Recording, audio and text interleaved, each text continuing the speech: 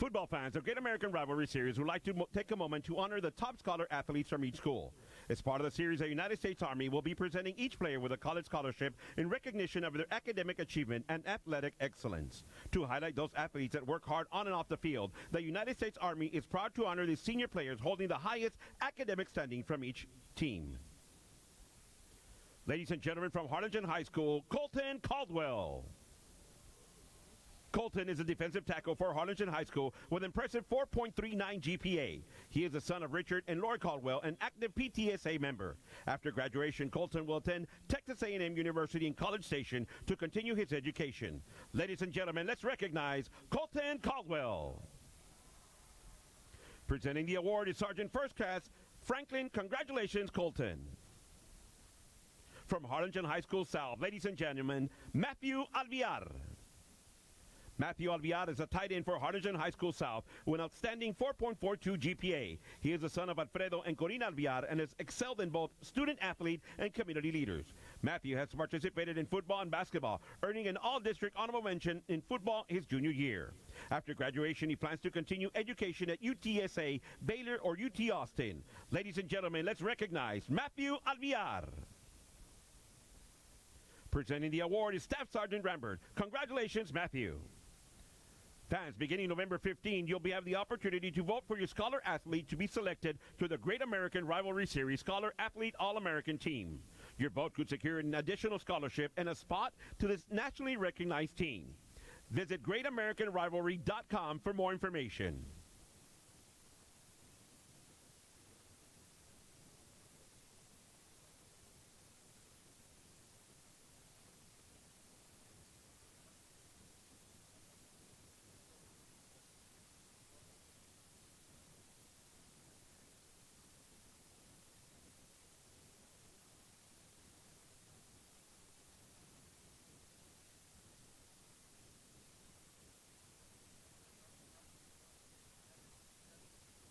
Good evening, ladies and gentlemen. Before we kick off tonight's exciting game, we're proud to announce that tonight's coin toss will be performed by our 2024-2025 Elementary and Secondary Teachers of the Year.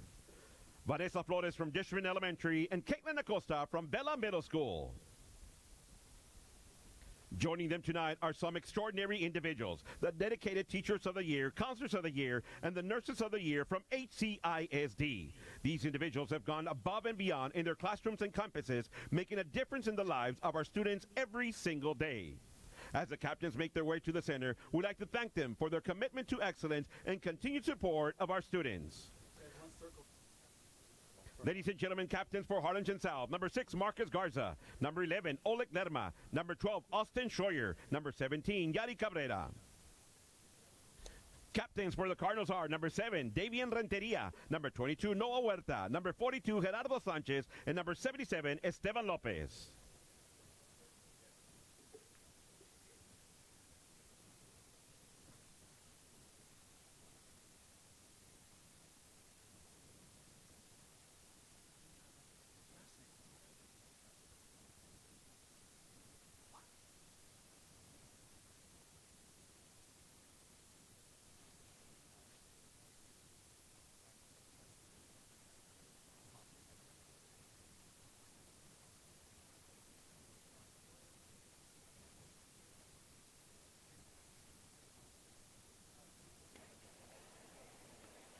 Has won the toss and has deferred to the second half.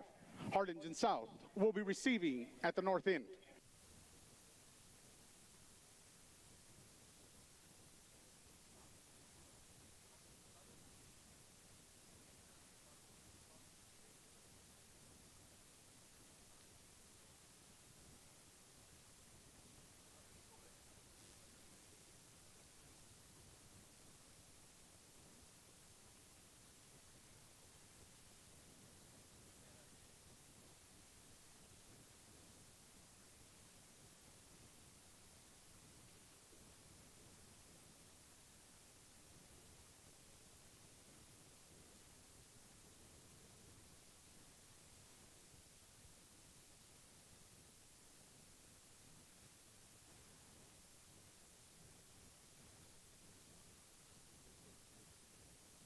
Ladies and gentlemen, the school alma mater songs show a sense of pride. The songs are carried from present, past, and future alumni. Now we ask you to please rise for the playing of this time-honored school songs.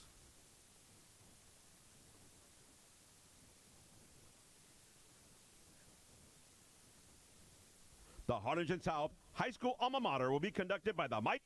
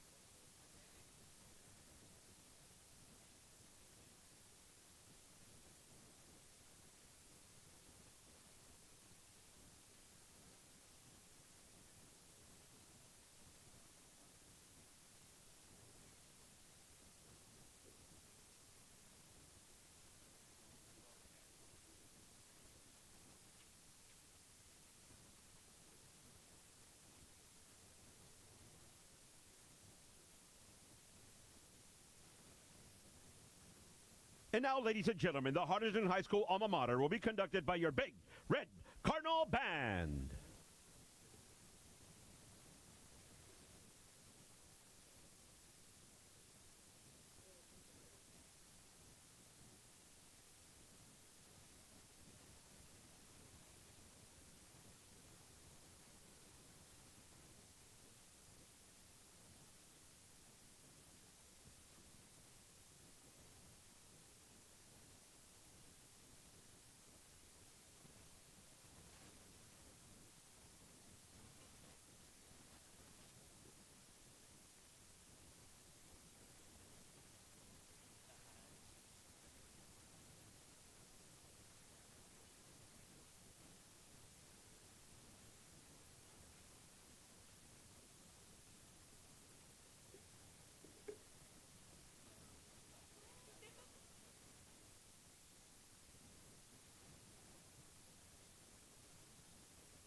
And now, ladies and gentlemen, we ask you to please remain standing for a presentation of colors. Ladies and gentlemen, welcome to Harlingen's Bird Bowl JROTC's presentation of the colors. I am Cadet Private First Class Isabella Esquivel from Harlingen High School. And I am Cadet Captain Araceli Garcia from Harlingen South High School. Please draw your attention to both Harlingen High and Harlingen South's junior ROTC cadets while they jointly present the garrison flag in the center of the field. Ladies and gentlemen, tonight, let us remember our family, citizens, and our former classmates whom duty has called. Remember their sacrifice, dedication, and love of this country. The HHS Varsity Chorale will be performing the national anthem under the direction of Ginger Wheelock, Emily Saldivar, and Ruben Reyes, as well as current and former students from Vernon Middle School World Languages Academy presenting the national anthem through American Sign Language. Please rise and remain silent until the choir has finished singing. Veterans, it is appropriate to render a military salute. Good luck to both teams, and may the best team win!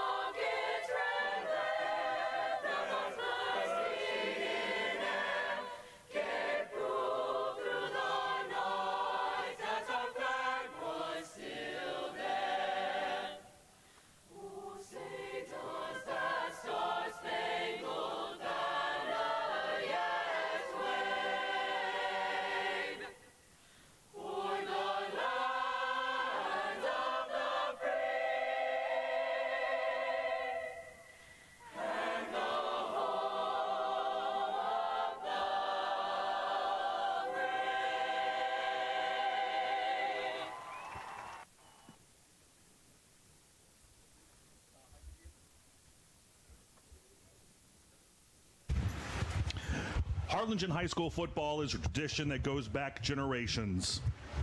For years, the Harlingen Cardinals have taken the field at Bogus Stadium, played hard, worked hard, and won. And this community has supported them. It was that way until 1993, when the Harlingen High School South Hawks first took the field against the Harlingen Cardinals in a game that would be called Bird Bowl. And from the beginning, there was passion, there was excitement, and there was controversy.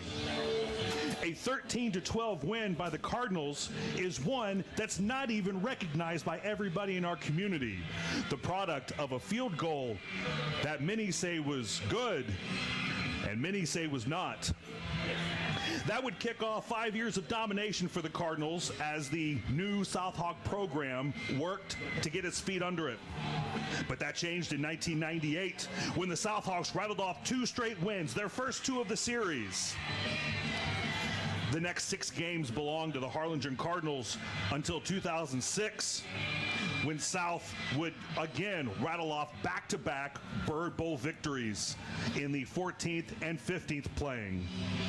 But after that, 13 years of domination by the Cardinals over the South Hawks brought us to 2021 and Bird Bowl 29, the first for current South Hawk coach Israel Gonzalez. A team that finished 10-1, won Bird Bowl 29, 28-21. In the 3 years since, the Cardinals have regained the upper hand, tallying a Bird Bowl win total of 27 to only 5 for the South Hawks, which brings us to right now. My name is Jim Young. I'm with Joe Martinez here at J. Lewis Bogus Stadium. It is Bird Bowl 33. Welcome to the HCISD Sports Network and the 33rd playing of the Bird Bowl Classic, one recognized as a great American rivalry. Joe, what do you think? Well, first of all, it's going to be a great game. I mean, both schools are coming off from disappointing losses from Wesco and Nicky Rowe. I think the key to the games is going to be right now is for both teams to establish a run. Now, Harlingen High did not have Noah Huerta last week, Jim, so they struggled a little bit on the run, and they were relying on a lot of different weapons that were doing screens and stuff like that. But I think that we saw him come out earlier when we're the captain's meetings here. We saw Huerta come out here, so I know that he's going to be able to play. It looked a little ginger a little bit, but hey, this is Bird Bowl, Jim. They're going to want to play. South, on the other hand, also needs to establish a run. I think that's going to be the key to the game on both squads, because last week when we saw them here at Bogus Stadium, the run game was really not that established for the Hawks. I can't tell you one thing. Both coming out of losses, there will be somebody that will win tonight. I can guarantee you that. You know, if there's such a thing as an early season non-district must-win game, this feels like it, doesn't it? It absolutely does. That's a great point there. And, and Harlingen, having up their sophomore sensation quarterback, Hassan Woolery, last week I saw that they were alternating them in different series, Jim. I don't know what their outcome today will be. I don't know if they're going to continue doing that or let the kid go wild, man. That's all I can say. I know we all want to see Hassan Woolery. Those of us who were here at Bogus Stadium watching the Hawks last week didn't get to see much of that game, and now it seems unavailable to watch on YouTube. So I haven't even seen the game yet, except what we had on here in the booth. And of course, every time I looked, it was a score I didn't want to give. Last year, both teams ran the ball really well, with Alvin Edwards for the Hawks, with Noah Huerta for the Cardinals. And you're right, Joe. Neither team really ran the ball that well. I'll tell you what, the South Hawks really threw the ball. They threw the ball very last week, well. yeah. A couple touchdowns to Gavin Ramirez, one to Ezzy Cortez, one to Camilo Montoya. Austin Schroyer throwing for almost 500 yards. The kickoff is away. It's through the back of the end zone, and the South Hawks are going to start with the ball. And Bird Bowl 33 is underway. It is underway, Arlington, Texas. Thank you guys very much for joining us here, Jim and I. There's one thing, keynote, that I wanted to. I did see last week, Jim. I did see Aiden Flores play cornerback, and so we're going to get to see his first. If it was just there he's coming out, number 13, Aiden Flores. He was a wide receiver last couple of years. This is his senior year, so he started last week against Wesco at cornerback. He did play some receiving role. He did him coming in the third down packages. Ended up scoring a touchdown last week, but let's see if he maybe this is his calling. Maybe he is a better corner than a receiver. We'll see. We'll watch that throughout the game. Schroyer, quarterback, he's immediately looking to throw. He tucks the ball and runs. It looked as though they were going to have a sack. He gets a gain of about 5. John Michael Ibata is a great fan and supporter of Harlingen and Harlingen South, and he said what I think a lot of us are thinking. The sad thing about this game is one of these teams is going to start the season 0-2. Yeah, and that's extremely right. They're going to, this is like you said it earlier, Jim. This is pretty much a must-win in week 2. Call it a gain of 6 on the busted play by Schroyer. On 2nd and 4 now, it's Edwards who gets about a yard shy of the first down, a gain of 3 to the 39. Excuse me, the 34. That's going to get him up to about the 34-yard line. Going to be about 3rd and 1, Jim. He's going to try to, like I said, I'm starting to see that they're going to try to expose. I do see both teams trying to establish the running game very early, and we saw Edwards right now taking the right side and getting a couple yards, but you got to start somewhere and try to grind it out and get that running game going. And, excuse me, Joe. One of the things that I'm interested in seeing is this passing attack for South and how the Harlingen DBs deal with that. To see Aiden Flores, one of their leading receivers last year, move to the defensive side of the ball, maybe says something about Coach Gomez's attitude about the defensive secondary. That's not a sack, but a tackle for loss, and that's going to prevent the first down, and we're going to get a punt. Now, that was a great play by number 55, Jalen Seacrest, getting penetrated in there, stopping Edwards, I believe it was, for a yard. It's going to force South to go 3 and out, Jim, already. Harlingen will get the ball in pretty decent field position, should I say. Well, let's see what that field position is going to be, because one of the top performers from last week, in my estimation, was the left foot of Giselle Ovalle. Yeah, Boy, he had some booming punts. He did have some really good punts. I mean, and there was something that was a 45 in the air at least.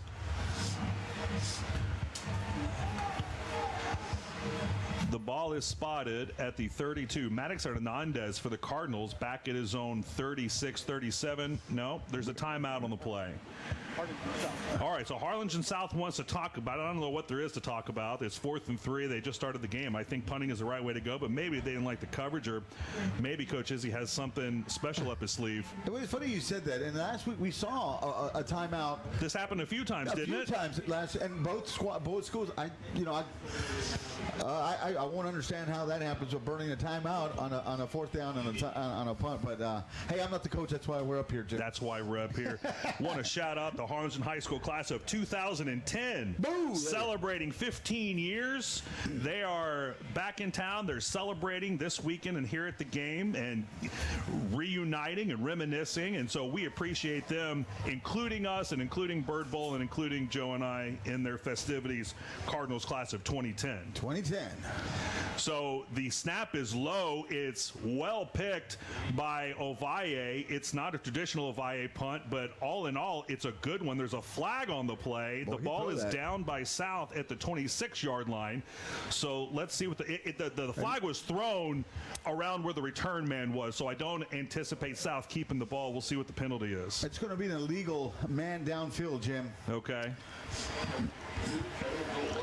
Well, it was not a pretty snap, and it wasn't that pretty of a punt, but it did the job in flipping the field. Holding. That was a holding call. Return team number 45. And South is gonna get some assistance on that. They're gonna flip the field plus some, because actually it was a holding call on the return team. That's the Cardinals. And so Hassan Woolery, the much hyped now sophomore quarterback, is going to get the ball at the 17-yard line.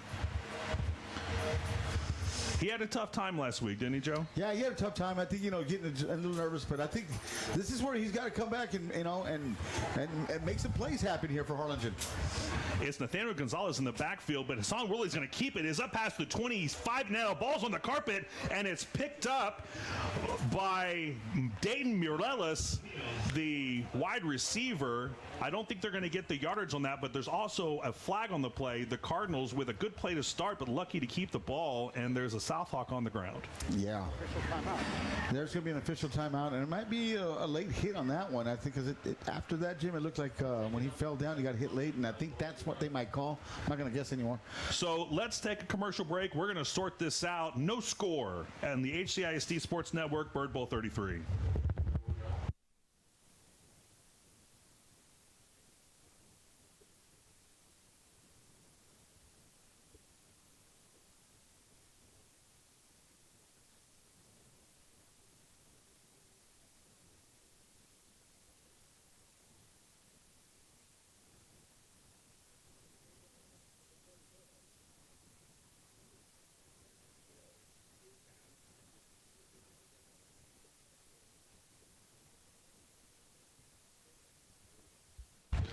All right, well, it's good to see Cash Harold, Jim, walk out on his own, and maybe got a little stinger there because he got up right now and he's not really limping or anything, so maybe just a little stinger, and looks like there we go with the unnecessary roughness. Hey, Joe got it right this time.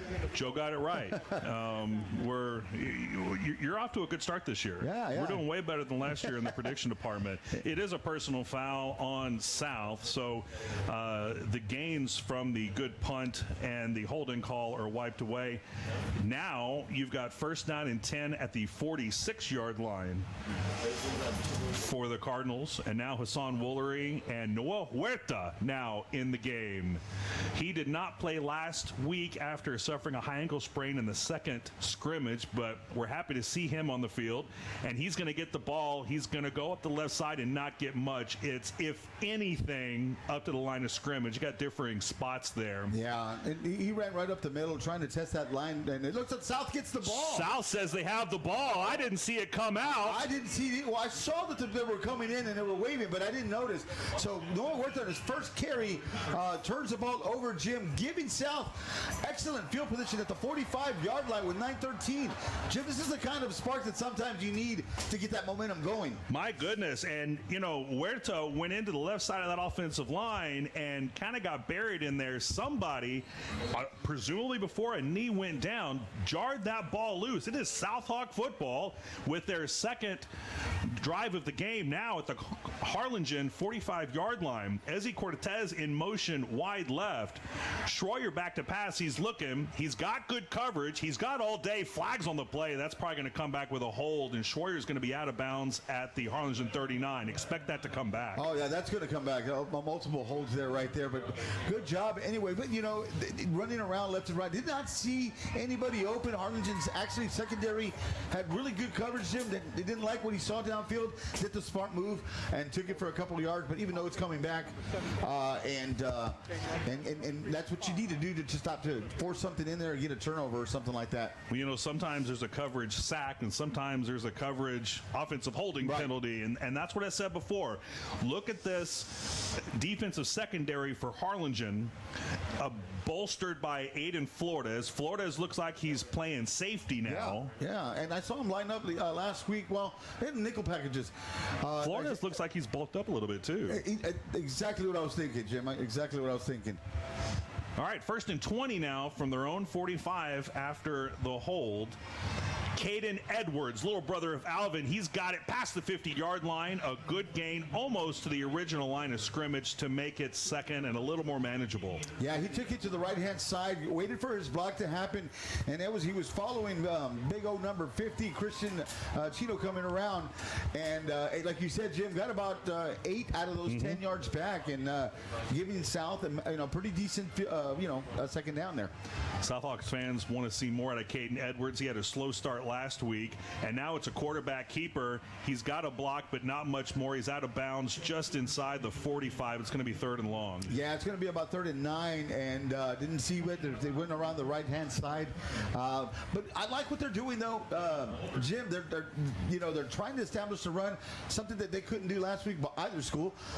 So I like what they're doing, and they're good. It looks like their coach, Gonzalez, is committed to doing that today. 3rd and 9 now. Southhawks need a chunk play to keep this drive alive. Schroyer's going to tuck it and run. He's going to get a first down inside the 35-yard line. That was a delay. I mean, that was a delayed draw. It looked like it was designed by play. He delayed, looked like he was going to throw deep. Waited for the seat apart and went down the middle and got his first down. Good job by Austin Schroyer seeing that opening happening there and picking up the gain and getting South, keep going the momentum going, and keep this drive alive. That game was made by Schroyer seeing the hole and making the commitment. Once he made that decision, it was no looking back, and he got the first. Caden with the handoff. He's fighting in the interior line area, and he's going to get down to about the 33. It didn't look like he gained that much, but he ended up getting about 7 yards. Jim taking around, spinning. What I love what I saw here is that he didn't stop. He kept moving them legs, able to get it a couple of extra yards. Good job by him. So they're moving the ball, Jim. Make that the 27-yard line. I could do numbers good, Joe. There you go. 2nd and 4 now.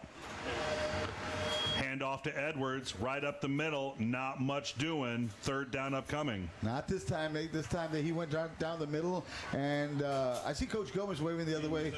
I don't know if the ball nothing's happened, but yeah, good job down the middle. Keep the leg moving. Got a couple of yards this time, but give South a manageable 3rd down with about 3rd and 2 to go.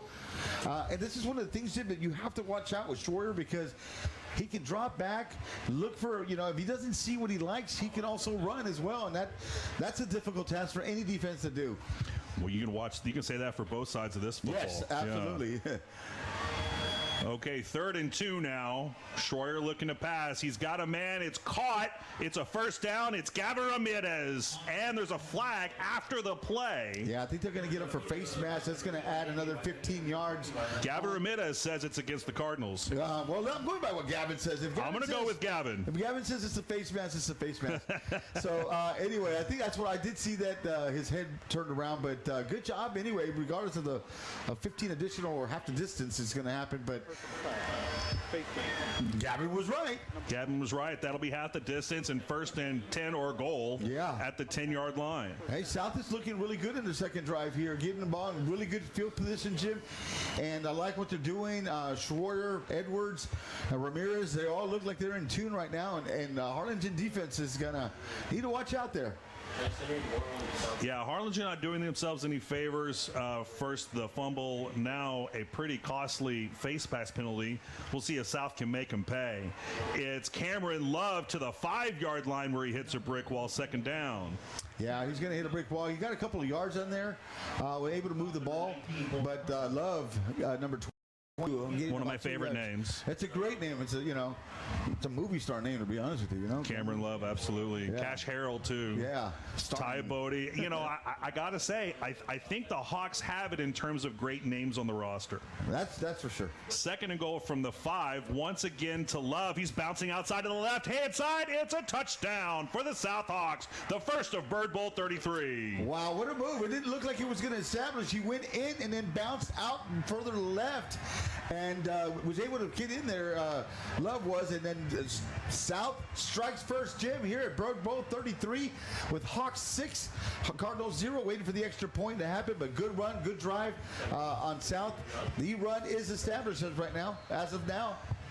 Bird Bowl is a tradition, but part of that tradition usually is the Cardinals winning this football game. And so far, it's looking like South is not going to lay over easily. Giselle Ovalle with the extra point, and it's 7-0. That was good, right? Yeah, it was good. Okay, thank you. 7-0 Hawks. I got caught looking down at my roster. 7-0 Hawks over Cardinals. The Cardinals have only run a couple plays. If you missed it early on in their first possession, Noah Huerta fumbled his first carry. Now, I'm just happy to see Noah Huerta out there. You need to have him part of your rushing attack for the Harlingen offense to have any chance of setting Hassan Woolery free. So I don't like seeing the fumble. I do like seeing him out on the field. The Southhawks like seeing him fumble. They turned that into 7. They did. They got points off of turnovers, and that was unlike what he's known for his hands. He's not known for, giving it up. Somebody must have punched the ball really perfectly done because he just doesn't turn the ball over much, Jim. But this time South, they practice those swim moves all the time and trying to strip that ball down. And you can't really see what's going on under the pile. We couldn't see anything. So, there's a lot of punching and stuff going around, and, Aiden Cervantes, Aiden Flores, and Eric Castillo. Owen Bush is number 5 over there. Oh, no, it is 6. Speaking of being able to see things, it's Aiden Cervantes chasing down the kickoff inside the 10, and he's going to go down at the 10-yard line, and disaster for the Cardinals. Yeah, that didn't look good there, and right now the momentum has gone to South right now, Jim. They are really pumped up. Every special team is also going to be a key factor to this game, and right now, like you said earlier, they're not laying down for nobody. They want this game just as bad as Harlingen does, or the Cardinals do. They've lost 27 of 32 Bird Bowls, but they absolutely believe that they can win today. And I said disaster. We'll say near disaster, and really in need of some some momentum are the Cardinals. Hassan Woolery, once again in the backfield with Noah Huerta. He's going to tuck it and run. He's up past the 15 and is just a yard or two short of a first down. Yeah, that was a delayed draw. He ended up running. Looked like he was going to go pass. Saw a little seam open and probably got about 7 yards, and gives Harlingen a 2nd and 3. Good job. Took a dive this time. He didn't want to get stripped or anything like that, or try to lose the ball. So good job by Woolery to hold on to the ball and getting those 7 yards. Dayton Morales, number 0, lined up wide left. He's a track star. He is fast as lightning, lined up against Julian De Leon for South. Watch him throughout the game. The fake handoff to Castillo, and Woolery is going to go for basically no gain, bringing up 3rd and short. Yeah, that was a no game, so it's going to bring out 3rd and short, like you said right now. I'm keying a lot on the front 4 of South. They're getting some push inside and actually containing that offensive line, that big old offensive line of the Cardinals. I can't say Harlingen because they're both Harlingen, right?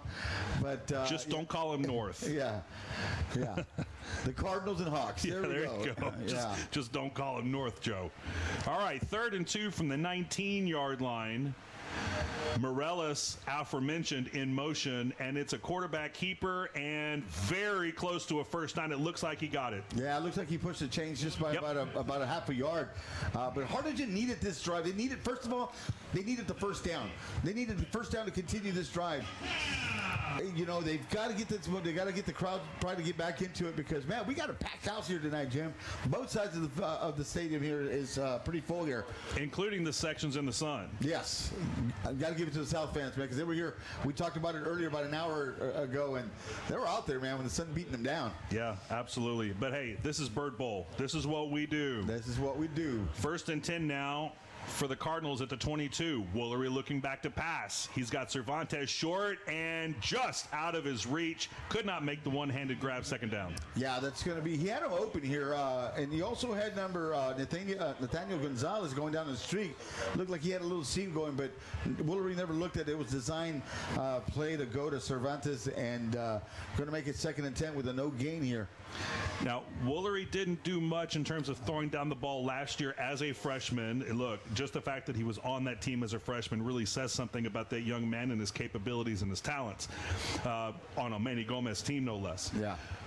In the scrimmage a few weeks ago, he did chunk the ball down the field, looked really good. Last week at Weslaco, not so much again. So let's see what Bubba Ledesma has in store for him. The play is blown dead, and it's a timeout for the Cardinals. Yeah, so now let's go to a commercial break. It's 7-0 Southhawks, Bird Bowl 33.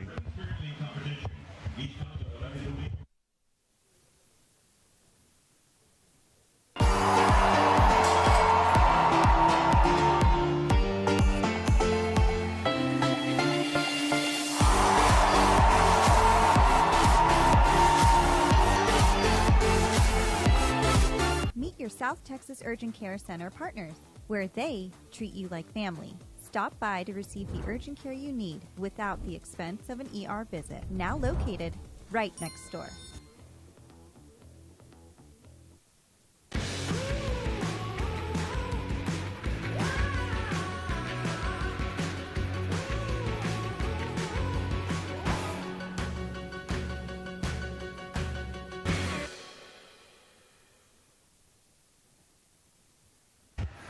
Second and 10 now for the Cardinals. Not much going offensively so far. A Noah Huerta fumble gave the ball back to the Southhawks, who marched it down and scored the first touchdown of Bird Bowl. Cervantes left to right in motion. Hassan Woolery back to pass. He's got Huerta in the flat. Huerta's got a first down and a little bit more up to the 37-yard line. There's the first down for the Cardinals. We want to take a moment to give a big thanks to the proud sponsors of Bogus Stadium, LF Motors, Texas Regional Bank, Valley Baptist Health Systems, South Texas Urgent Care Center, Fast Signs, Burke Children's Dentistry, Whataburger, and Raina's Cocina and Barbecue and Cocina. They're both good, and our sandwiches pregame from Raina's were really good again as well. We really appreciate their support of HCISD Athletics. That's actually the second first down for the Cardinals, and now maybe with a little bit of momentum. Woolery immediately to pass, and immediately the ball is caught by Aiden Cervantes for a 1-yard gain, and he is dropped. Yeah, that was going nowhere. That secondary of South, and that was number 11, Oleg Lerma, getting them 1 yard on that. Jim, one of the things that we saw during the scrimmage, we hadn't seen Harlingen here since the scrimmage, but, they were really testing the field. I hope they can take some shots downfield, because we know that Woolery has the arm to throw it downfield. And I think, if you start doing that, you might open up the defense just a little bit, open up Huerta's running lanes just a little bit. Not that he needs him, because Huerta's he's a really good running back, but I think, take a couple shots downfield might be good. And here we go with another timeout. Another timeout already. My goodness. Wow. Here we go. All right. Well, I started this last year. I love to do this. We're more than football. We're here to talk about football, but HCISD is more than football. What we come together and celebrate is our student athletes, our trainers, our student councils, our bands, our fans, our families, and our teachers and faculty and staff that make this district so great. And I love going through these Heart of HCISD posts modeled after the Humans of New York. Here's one. As a teacher, I am always trying to find ways to make what I'm teaching more engaging and interactive while still adhering to the rigor. Whether it's collecting Post-it notes with a net or using candy corn for bingo, it's little things like that. I do these things in my classrooms to make learning fun for them. Recently, a student asked me, "Miss Vela, you've been teaching for 30 years. Aren't you tired?" I went home that same day and kept thinking about it. Of course, we get tired day to day, but she meant the profession. I asked myself, why am I not tired? I came back the next day and told her, "Do you know?" Because I love what I do. Then she came up to me and hugged me, and it melted my heart. I really love what I do. That's my purpose. That's my why. That's fourth grade teacher Rosava Vela. Miss Vela, thank you so much for what you do for our fourth graders, for all of our students, for our community, and just thank you for the blessings you bestow on us just by being you and loving what you do for our kids. It's 3rd and 11 now. Clock moving under 2:20 to go in the first quarter. And gosh, you really feel like the Cardinals really need to convert this third down right here to keep the momentum away from the Southhawks, who already have a 7-point lead. It's a pass complete, and it's not nearly going to be enough for a first down. Yeah, it was, yeah. No, I was just saying, the Hawk offense, man, that was a great play by Marcus Garza and Oleg Lerma sweeping them around. Huerta had nowhere to go on that little screen that was designed to go a little bit more upfield. So far, we haven't seen Woolery's arm, see how far we can stretch that defense. But right now, the South defense is reading them screens a little quickly, and they're getting to the ball pretty fast. You know, Wesco did the same thing last week with those screen plays. And, you know, when they work, they work. And if you execute them, they work really well. If you're not well executed, then they don't look very pretty. Derek Aguilar with a booming kick, and it takes a Harlingen bounce. It's down to the 23-yard line. And so that is a 47-ish yard punt. My mental math isn't mental mathing great right now. But two great punters for these two schools, Aguilar and Ovalle. So those are going to be important pieces of this game to control field position, because I think this is going to be a close one. Yeah, I think it's going to be a close one too, but I think this is a very important drive, or more of a defensive drive for Harlingen. I think this is a drive that can dictate the game. If South can march it down the field and score, that just puts a lot of pressure on that defense. Schroyer with the handoff to Edwards. Edwards around past the 25, fighting for more yards. Boy, he keeps his feet pumping, doesn't he? Yeah, you know, that's just one of the things I've noticed this week from last week. He just keeps churning, maybe, but anyway, nevertheless, he gets, going around. He's got hit at about the 3-yard mark. But after contact at yak yards, he got a couple of extra yards. You make it now a 2nd and 5. Schroyer is back to pass on this one. He's got a man. He's going long, and it's caught. No, it's intercepted. It's intercepted and brought back to the 27-yard line of the Cardinals, and they are back in business. Oh, that was Arturo Torres that read that play all the way. He saw Schroyer's eyes cut right in front of the receiver and grabbed that ball, man. And I thought that was going to be a pick 6 by Torres there, but Arturo made a great read on that one and snatched that ball, took it down. And Harlingen's now got a little momentum going, got the crowd a little excited here at Bogus Stadium. I tell you what, when you call games for both schools, you really got to try to remember who's on offense and who's on defense, because they're both Harlingen to me, But that was a play the Cardinals desperately needed. Oh, did they ever? That defense. Well, I just said it. This was a very key defensive stand for them. Cardinals with by far their best field position of the game. They're at the Southhawks 27-yard line. Gonzalez and Huerta in the backfield with Cisneros, who's in a quarterback now, and it's Huerta pumping his feet and getting close to 5 yards on the first down play. Yeah, we keep seeing those feet. He's going in between the guard and the tackle. He also made contact with about in the 2-yard gain, but kept turning and got those extra yards. Harlingen quickly back up on the ball. I mentioned Gavin Cisneros now trying to get the snap. There's a little confusion, it seems like, but he's in at quarterback with Huerta now lined up just to his left. Yeah, I think they were just trying to draw It's offsides. 2nd and 6, and they snapped it. I guess they got the play off, and maybe they shouldn't have, because Huerta didn't get very far. But that is the end of the first quarter. Boy, it goes fast, doesn't it? Oh, it goes fast. Of Bird Bowl 33, it's Southhawks 7, Cardinals 0. And stick with us. I believe there's going to be a presentation for Teacher of the Year. Hopefully y'all can watch that on the stream. We'll come back for the second quarter of Bird Bowl 33.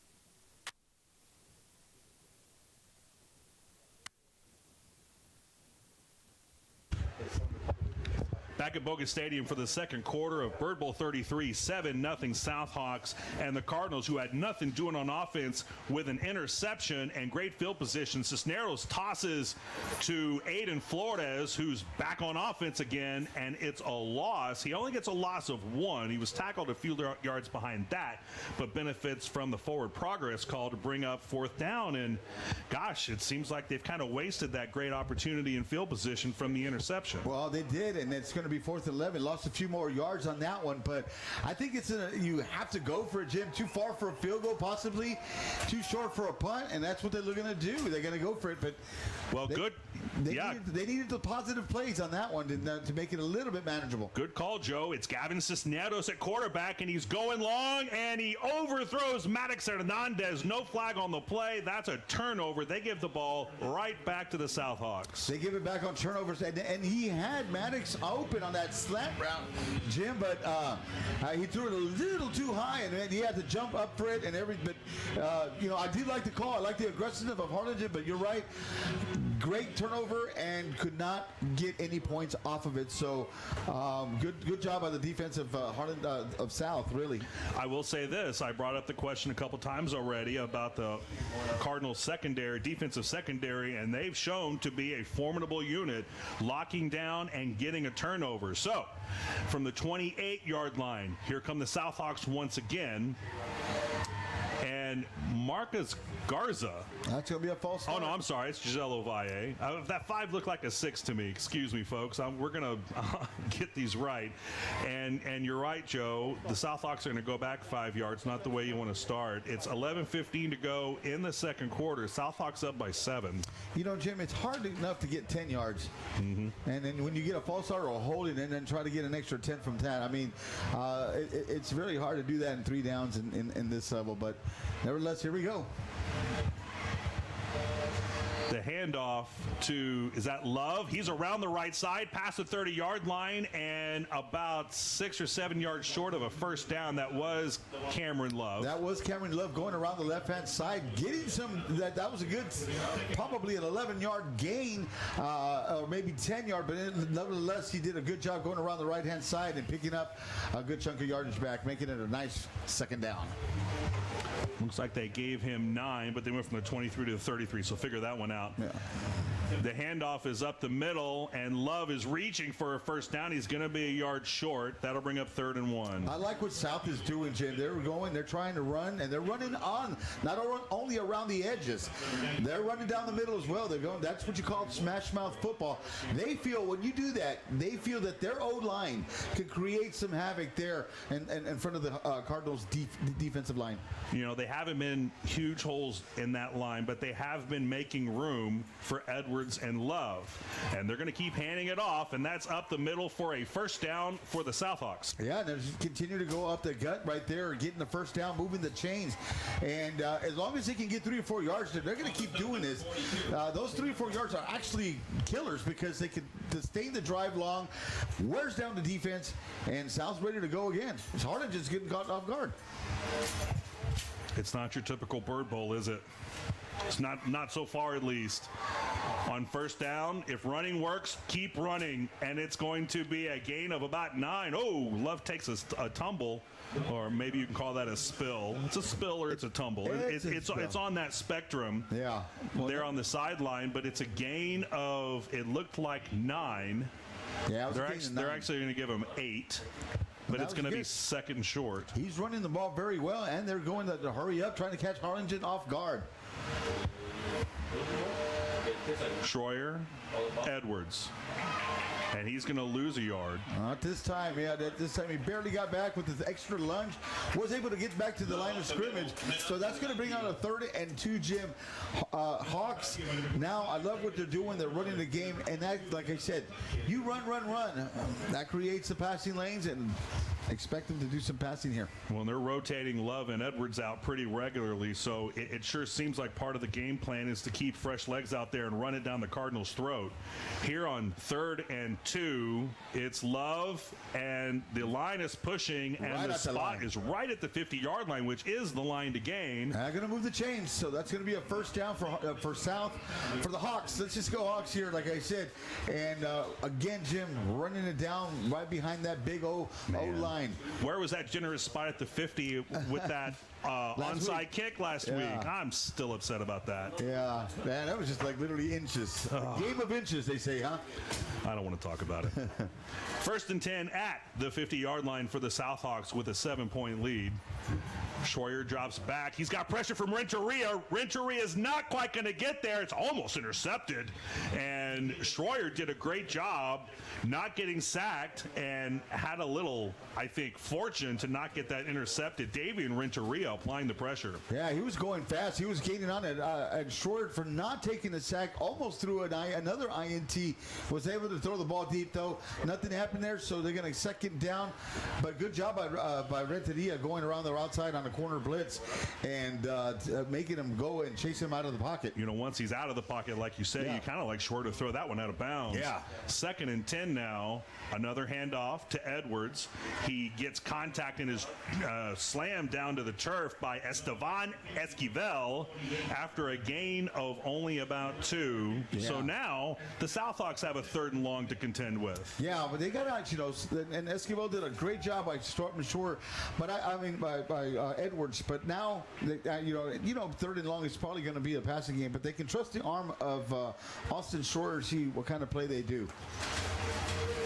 3rd and 8, 3 receivers out wide right. Gavin Ramirez by himself out left, and it's intended for Gavin, but the ball's thrown behind him. Joe, if that's put on him, it may not be a touchdown because you had Jay-Z Moore there for the Cardinals lurking in the backfield, but he gets at least 15 or 20. Yeah, but you had good pressure by Noah Jimenez going in there and kind of throwing it uncomfortable for him. But you're right, Jim. That slant route was open. He threw it behind. He just missed it. He just missed it, threw it a little bit behind. But you got to give that credit here to Noah Jimenez, number 76, who was really, really pushing. This time, he won the battle up front. Now, Giselle Moore looking to pin the Cardinals back deep once again. And it looks like, is that Aiden Flores? It's a fair catch at the 10. It was Maddox Hernandez. Yeah, that was a fair catch. Give Harlingen the ball at the 10-yard line. 7:43 left to play. We've got a good one here. The Hawks 7, the Cardinals 0 right here, middle of the second quarter, Jim. And the Cardinals defense is keeping them in this game. You know, we saw the quick strike capability of the Southhawks last week. I did a thing. I looked at the stats for Eddie Lee Marburger, the UTRGV quarterback. Now, granted, they had an effective running game too. The pass is it complete? It looked like Aiden Cervantes scooped that off the carpet, but the line judge says that's complete for a gain of 5. Yeah, that was a gain of 5. Obviously, UTRGV laid the lumber on Sol Ross, but you might be surprised to know Eddie Lee Marburger completed 18 passes for 365 yards and 5 touchdowns. Austin Schroyer completed 22 passes for 492 yards and 5 touchdowns. So we had our struggles last week against Nicky Rowe, but this Southhawks defense is good. And it looks like, it's Cisneros again at quarterback. That is Cisneros at quarterback on that one. It looks like they're doing that rotation that they did last week. This time they hit Dayton Mirales there on a quick turnaround route and got about 4 yards. It's going to make it 3rd and 1, Jim. And you get Cisneros there. It's kind of hard. Maybe, it looks like when he goes in there, the passing game comes a little bit more alive. But we saw Woolry throw the ball really well before. Yeah, absolutely. So Cisneros now handing handing it off to Nathaniel Gonzalez, who gets through the line of scrimmage, almost breaks it, and gets a first down. Yeah, he was just a shoestring away from breaking it down the middle, as he did last week, and he had one of those kind of runs. But nevertheless, you got... And was I mistaken? Was that Huerta? Was it? They're both on the field right now. So there's the one's 2 and one's 22. They're both on the field at the same time. It's hard to tell. Whoever it was did a great job here, giving Harlingen a much-needed first down to continue this drive right now with 6:08, Jim. Harlingen, I think, has to get something rolling here before halftime here. And then this is probably the drive to do it. Cisneros flanked to his right by Huerta. It's 1st and 10 from the 28-yard line. And Cisneros is going to keep it run behind Huerta, get some blocks, and he's going to get a decent first down gain. It's going to be about a gain of 5. Yeah, it's going to get about 5. Was able to move. Then it's Harlingen's trying also to get that running game going, whether it be Cisneros, whether it be Woolery, whether it be Huerta. They've got a lot of the weapons around them, but they've got to at least take some shots. Opinion. We talked about this earlier. Harlingen is moving the ball pretty well in the running game. Like South, the running game is being established right now on both sides. And then Nathaniel Gonzalez looks like he's playing something of a fullback role.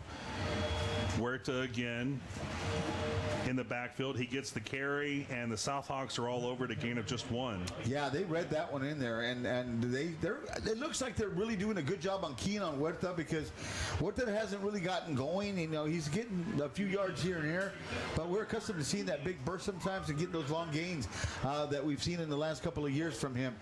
But give credit where credit is due.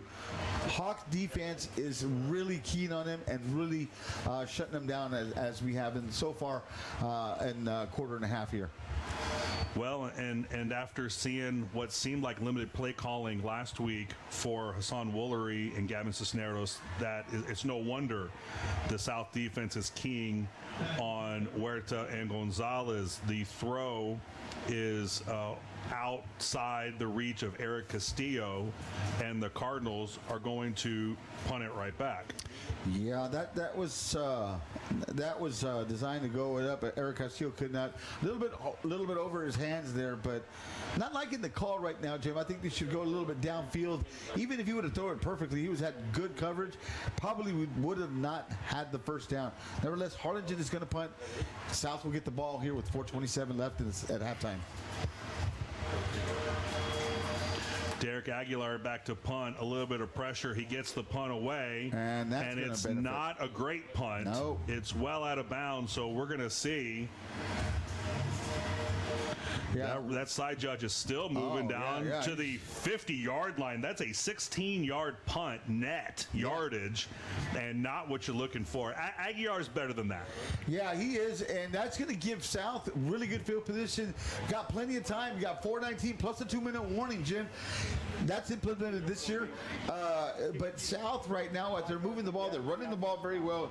And I hate to say this, but if Schroeder gets hot, it could be some difficult times for the Cardinals. If the Cardinals stay in this game and keep it close and take a lead and win the game, I think you're going to point to the play of the defensive secondary. They're down some graduating seniors from last year. They're adding Aiden Flores to assist, and those are the guys in addition to the guys on the line. Right now, the South linemen are kind of dominating the game a little bit. Yeah, they're winning the trenches. I guess they're trying to figure out exactly where the ball is, and they're going to see. One judge did say it was at the 45, and then the other guy said 50. Oh my goodness! Yeah, I noticed that earlier, but I didn't say anything because, the guy that said 50, because a lot of times what they do is follow the shadow, and that's how they determine where the ball is. Because that ball went out of bounds right away. So an 11-yard punt. Yeah. Okay. You said 16 now. Now you can take 5 yards. There you go. Hey, sometimes I get it right. Cameron Love is wrapped up in the backfield by Gerardo Sanchez, and that's a gain of 2. I'm sorry, a loss of 2. Loss of 2. Sanchez came around the outside with the outside backer blitz and just got Love before even Love knew what was going on and got a 2-yard loss. Good job by Sanchez on that play. Yeah, Sanchez was untouched. 2nd and 12 now for Harlingen. Schroyer's going to pass. He's got Ezzy Cortez. He almost gets away. He gets up to the 39-yard line, and it's going to be about 4 yards short of a first, a gain of 8. Yeah, a gain of 8, a good positive yards. Now they got a manageable third down, Jim, and I do believe right here, too, that South needs to get some positive yards and to continue this drive, because I think there's also going to be a 4-down territory, in my opinion. Cortez with 4 catches for 138 yards and a touchdown last week. Now it's Cameron Love who's going, well, he's going to get a few more yards than he thought he was going to get. It's going to end up being a no gain. That could have been a loss of a couple. Yeah, but, well, they're moving it back a little bit now, but I thought he gained at least a yard or so, but they gave him the spot with a little bit more.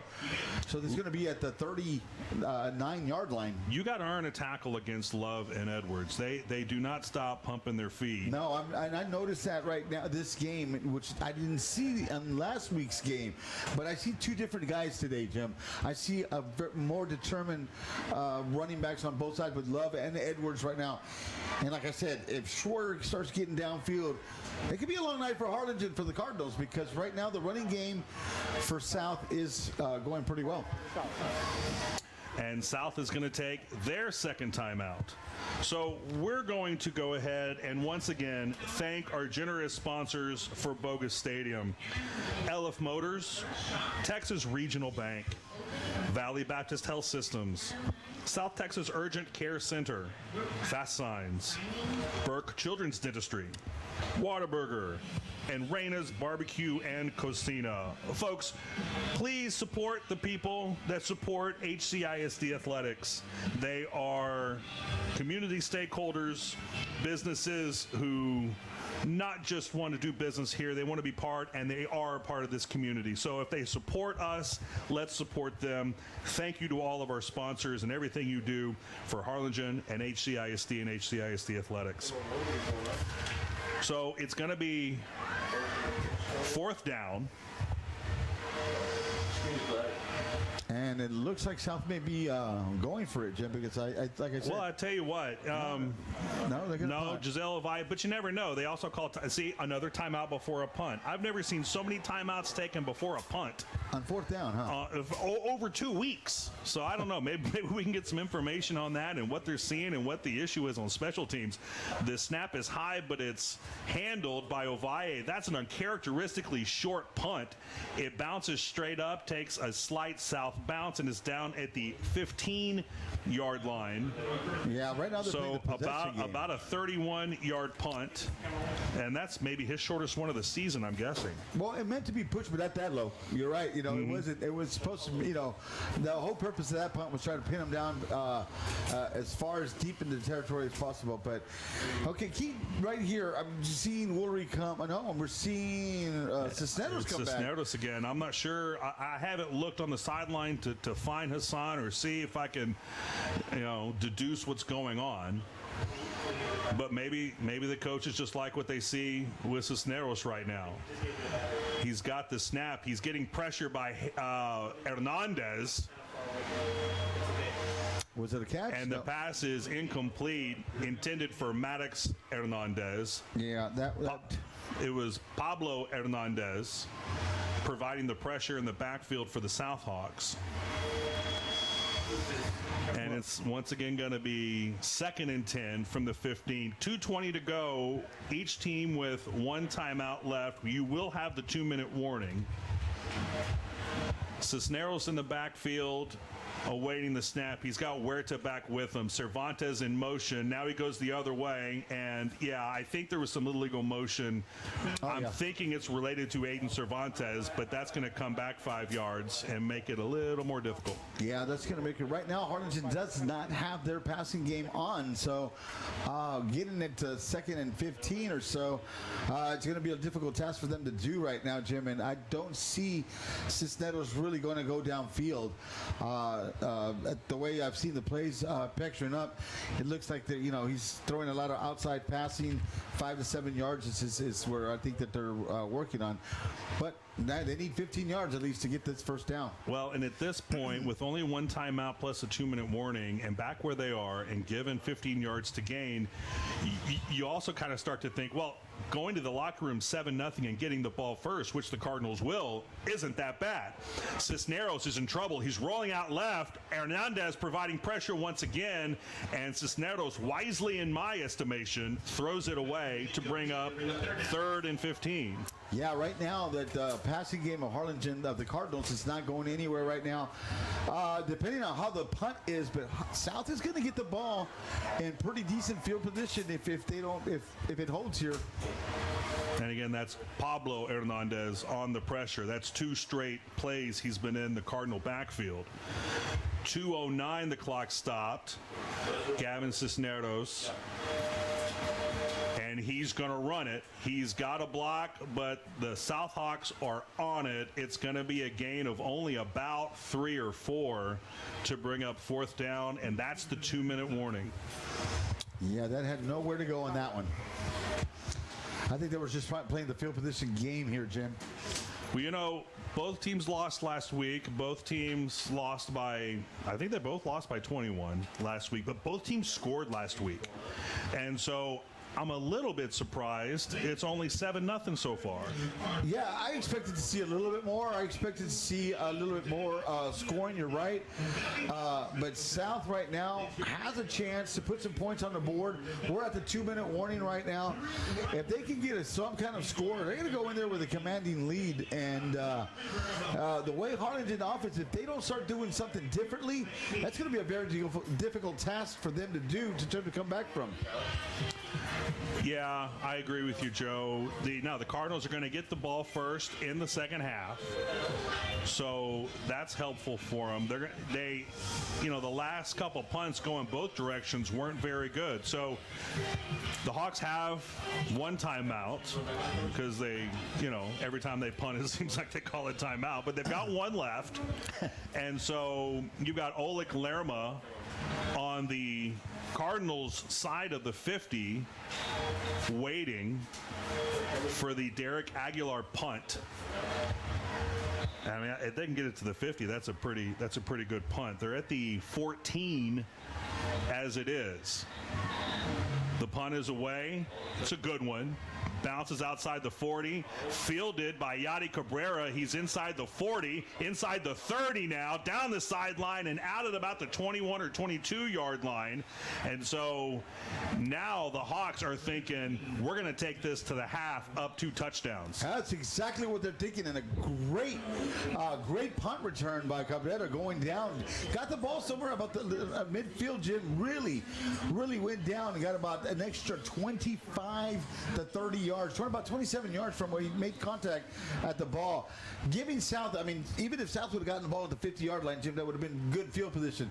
But now they're around at the 21-yard line and trying to pin Harlingen's defense deep here right now. Remember, that running game has been working for them, so they've got a lot of options here. Yeah, that's net 7 yards on the punt after the return. Here's Schroyer with first down from the 21-yard line. He's back to pass, and it's outright, and he's overthrown somebody who's all the way on the other side of the field. It's Yadi Cabrera again. Yeah, that was Cabrera on the curl route. Which, there. if you're gonna throw one out to the sideline like that, Yadi's the kind of kid that can go up there and get it. But it was a little too tall even for him. Yeah, that was a little tough. But I like that. They're trying to get that Schroyer to get warmed up here, man. Plus, Yadi's got his jersey up a little bit because he wants to make it hard for me to see his number. Schroyer once again back to pass. He's got Cabrera again, but Cabrera slipped. I hope he's okay. Yeah, that didn't look like a good slip he's there. Hoping he's okay too. Check it out. That looked like it could have been one of those non-contact injuries that ends a season, but he knew it was coming, and it almost looked like he tried to run before he had the ball and went down to the turf. That's exactly what he tried to do. He was already looking, and he had the block in front of him, so he was already thinking he was going to get some good yards. South here on a 3rd and long. See what kind of play they come up with, Jim. From the 21-yard line, still 1:36 to go. They still have their timeout. Schroyer again looking to pass. This time it's Edwards, and he is blown up. That's going to be a loss of 3. That was Aiden. Was that Aiden Flores? Yes, it was. The leading receiver. It was at least a leading receiver. Leading receiver. Yeah, that's easy for me to say. He read that immediately. Last he saw year. that ball coming in and boom, made a physical hit. And a form tackle. And and now pushing South back a little bit more, a little bit further down than what they should have. Making it, now they're going to have to, hey, that's an extra 4 yards here to get a field goal going. So the clock stopped on the incompletion. Nonetheless, I believe it's Harlingen that's called timeout. Yeah, it is Harlingen. It's the Cardinals, should I say, with they've got one timeout here. Well, they had one timeout, so... Or maybe it's...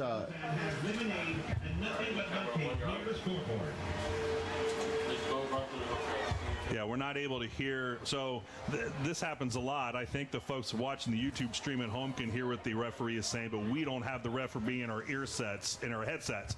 So sometimes y'all are going to know what happens better than us, but we'll get there together, folks.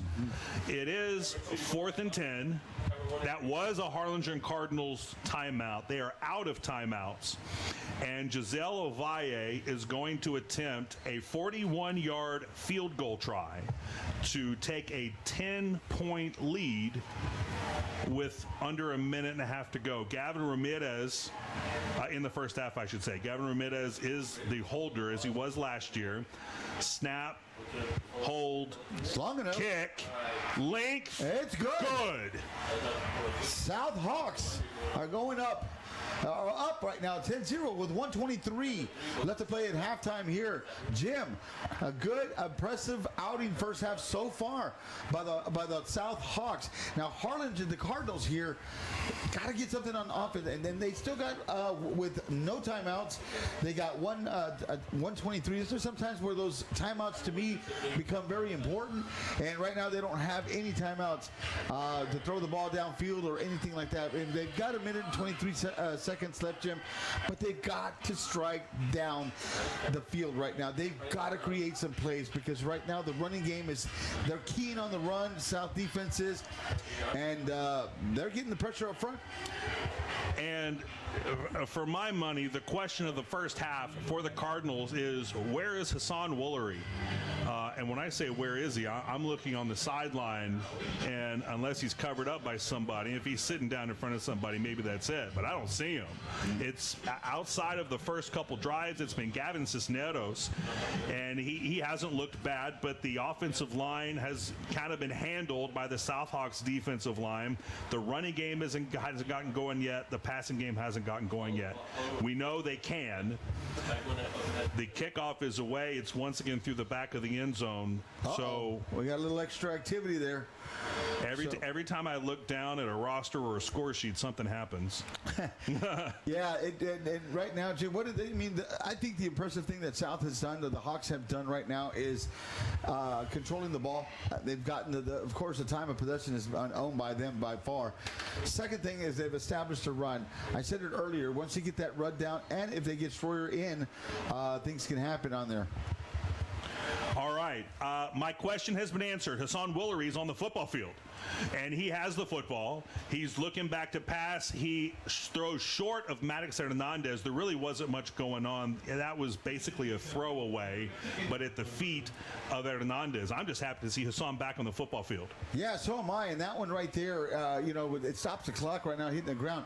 But at the same time, you don't want to give South another opportunity. You got to take some strikes downfield because they still have got a timeout, and there's still over a minute left to play in this game. They've got to be real careful, see what they do here. You took the words out of my mouth. The pass is complete to Huerta. He's brought out of bounds at the 33, and that might be a face mask at 15. And Harlingen the Cardinals may need something like that here to get something going.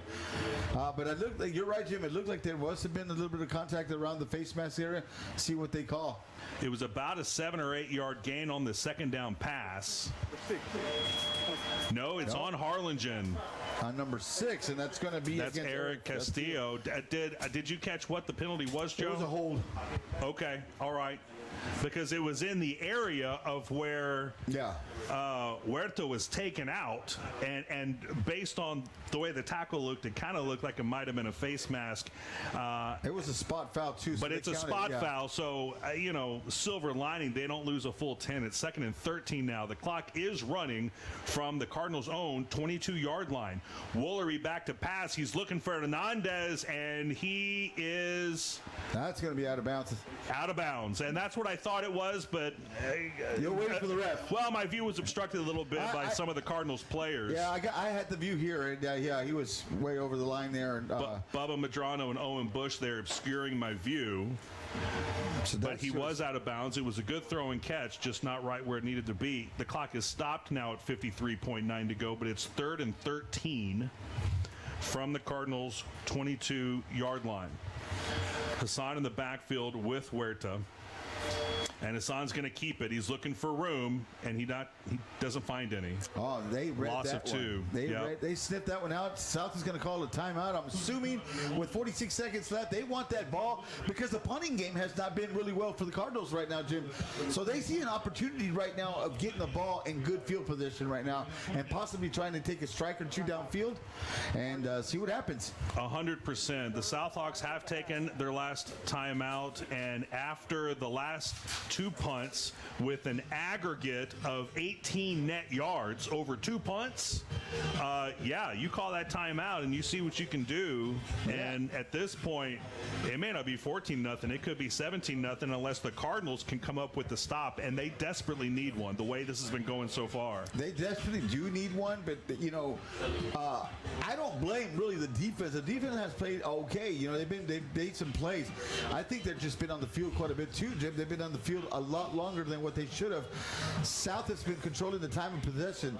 Harlingen has been a lot of 3 and outs and not giving that defensive rest. They've got to come up that running game. They've got to take some strikes downfield. But right now we're seeing it's just those five-yard curls or screen passes, and that's exactly what they're doing. And I think they should let Hassan try to take a deep. We know he can throw. The Cardinals defense has absolutely kept their squad in this game. So here we go with 46.8 to go in the first half. It is 4th and 15. You've got Yadi Cabrera, and I don't have the number on the other return man. Oh, that's another But it's bad one. very short punt. It's straight up, and it bounces inside the Cardinal 40-yard line. It was Oleg Lerma was the other return man. Now that he turns, and I can see his number. Yeah. And so from the 22-yard line to the 37-yard line, a 15-yard punt.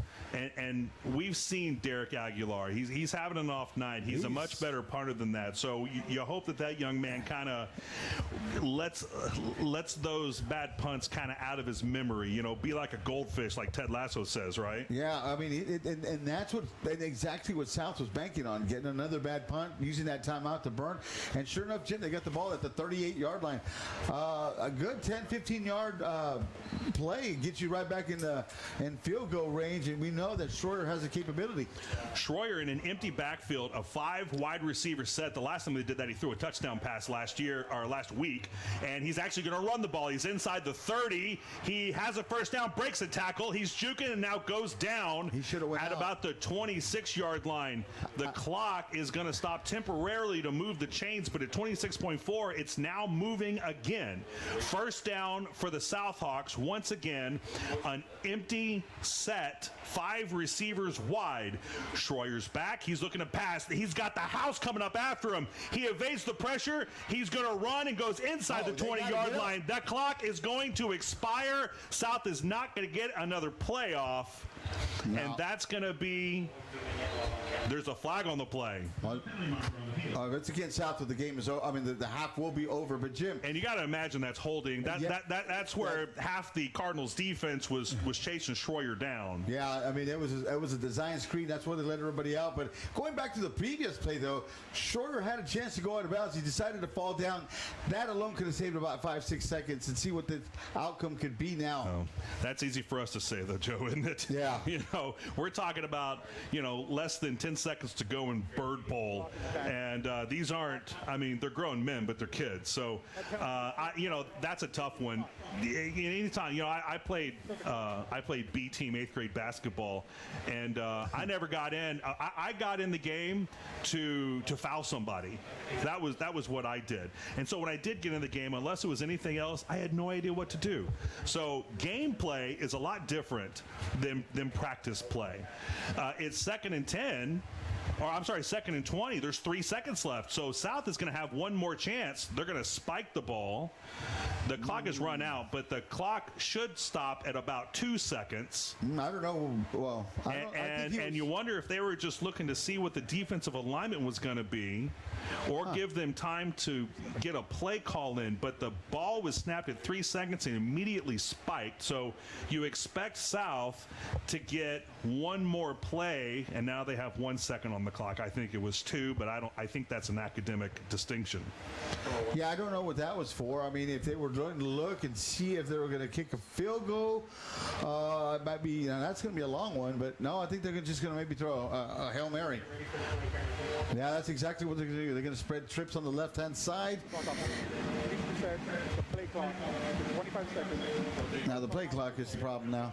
Okay. But that's exactly what they're doing. They got trips on the left-hand side, single coverage on the right. On your screen, ladies and gentlemen, they're just going to throw and chunk the ball and see what can happen. Here we go. 4 receiver set. Edwards in the backfield just to block. Okay, well, they weren't even going to try. So, okay, that's fine. As it stands, at halftime of Bird Bowl 33, it's the Southhawks 10 and the Cardinals nothing. The Cardinals will get the ball when we come back for the third quarter. Folks, Joe and I are going to go get a hot dog. Stick around, watch the Big Red Band, watch the Mighty Hawk Band, watch the drill teams and the other festivities, and we'll be back in about 28 minutes.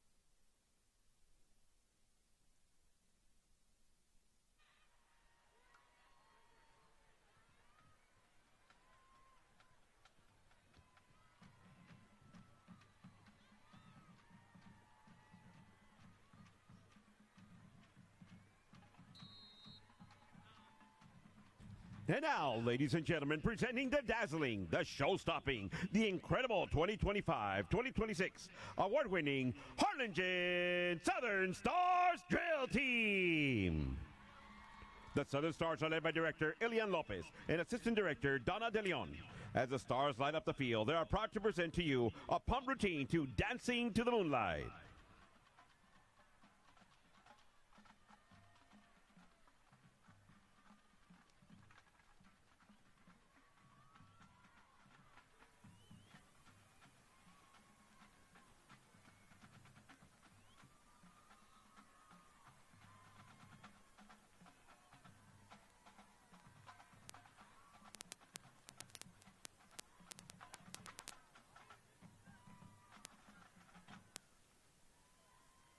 The star of the week is Chloe Castillo Lopez. The Southern Stars dance officers are First Lieutenant Samantha Santillana, Captain Victoria Garza, Major Eliana Groff,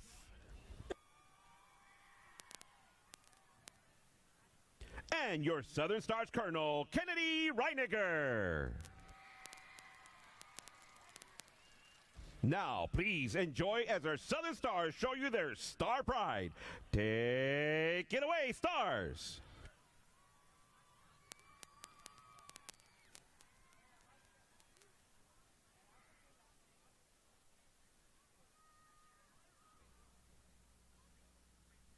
We get it almost every night. When that moon is big and bright, it's a supernatural Everybody's dancing in the moonlight. Dancing in the moonlight. Everybody's feeling warm and bright. It is such a fine and natural sight. Everybody's dancing in the moonlight. Dancing in the moonlight. Everybody's feeling warm and bright. It's such a fine and natural sight. Everybody's dancing in the moonlight. We have fun and we never fight.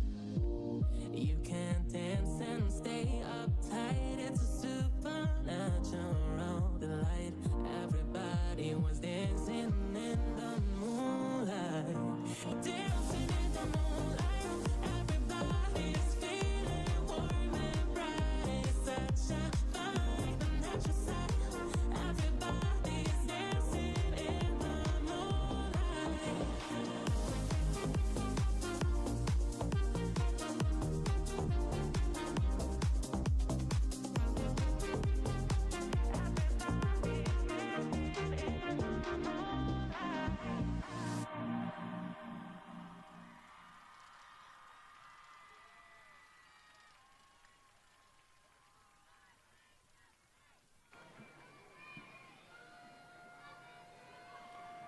Good evening, ladies and gentlemen. Welcome to halftime from Hawk Nation. It is an honor to introduce the award-winning, hardest-working band in the land, the honor and the pride of South Harlingen, the Harlingen High School South Mighty Hog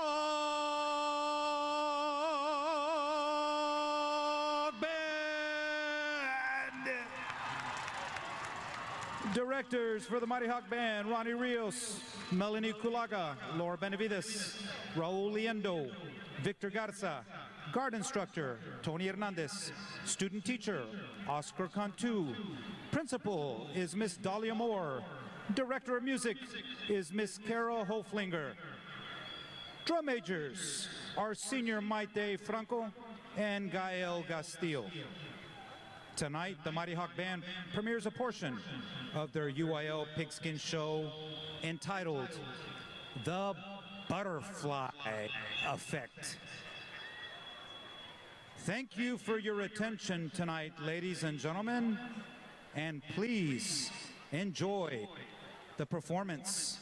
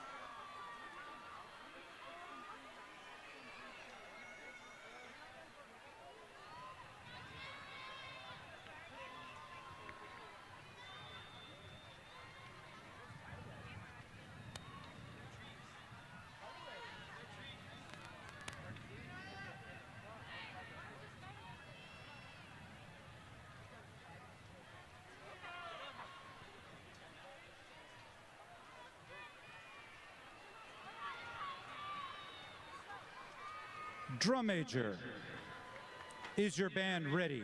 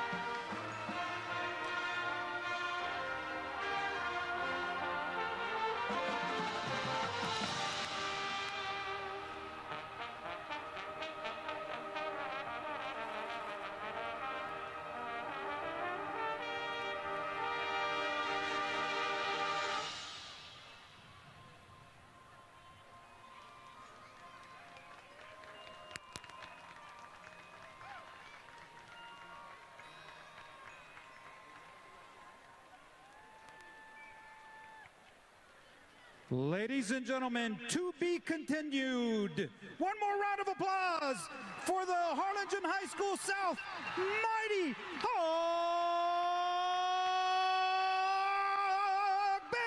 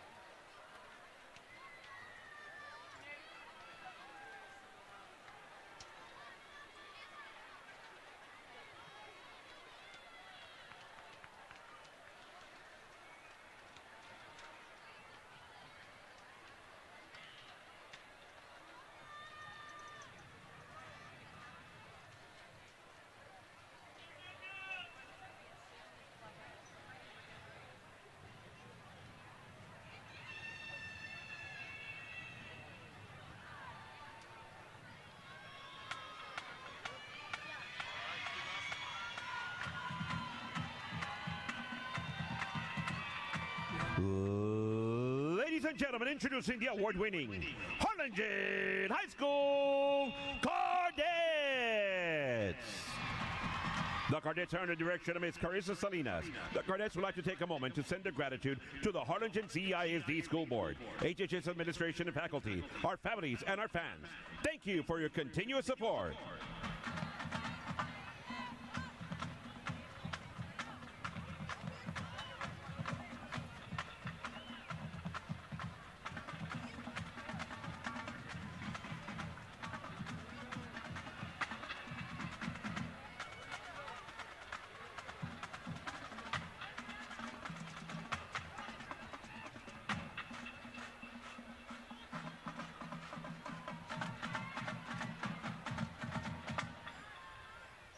The Cardet dance officers are Second Lieutenant Leila Canales, First Lieutenant Alyssa Molina, Captain Jalen Rangel, Major Liana Salinas,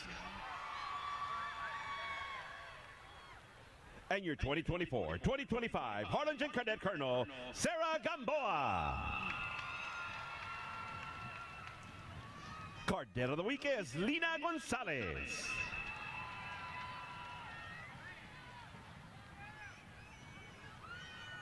The Harlingen High School Cardettes will be performing a hoop routine to This Is Me by The Greatest Showman. The Cardettes would like to dedicate this dance to childhood cancer awareness by displaying gold this evening. Now sit back and enjoy as the Cardettes continue to show why they are simply the West. Take it away, Cardettes!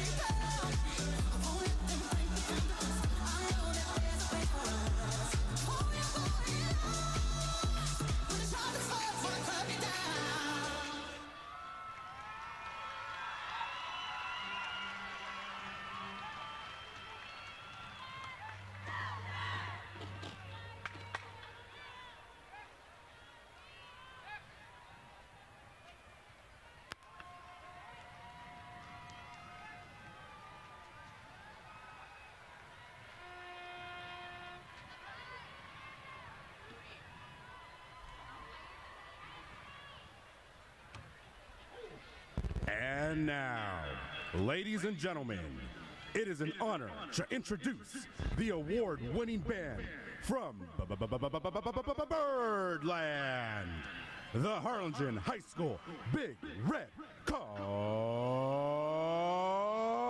Band.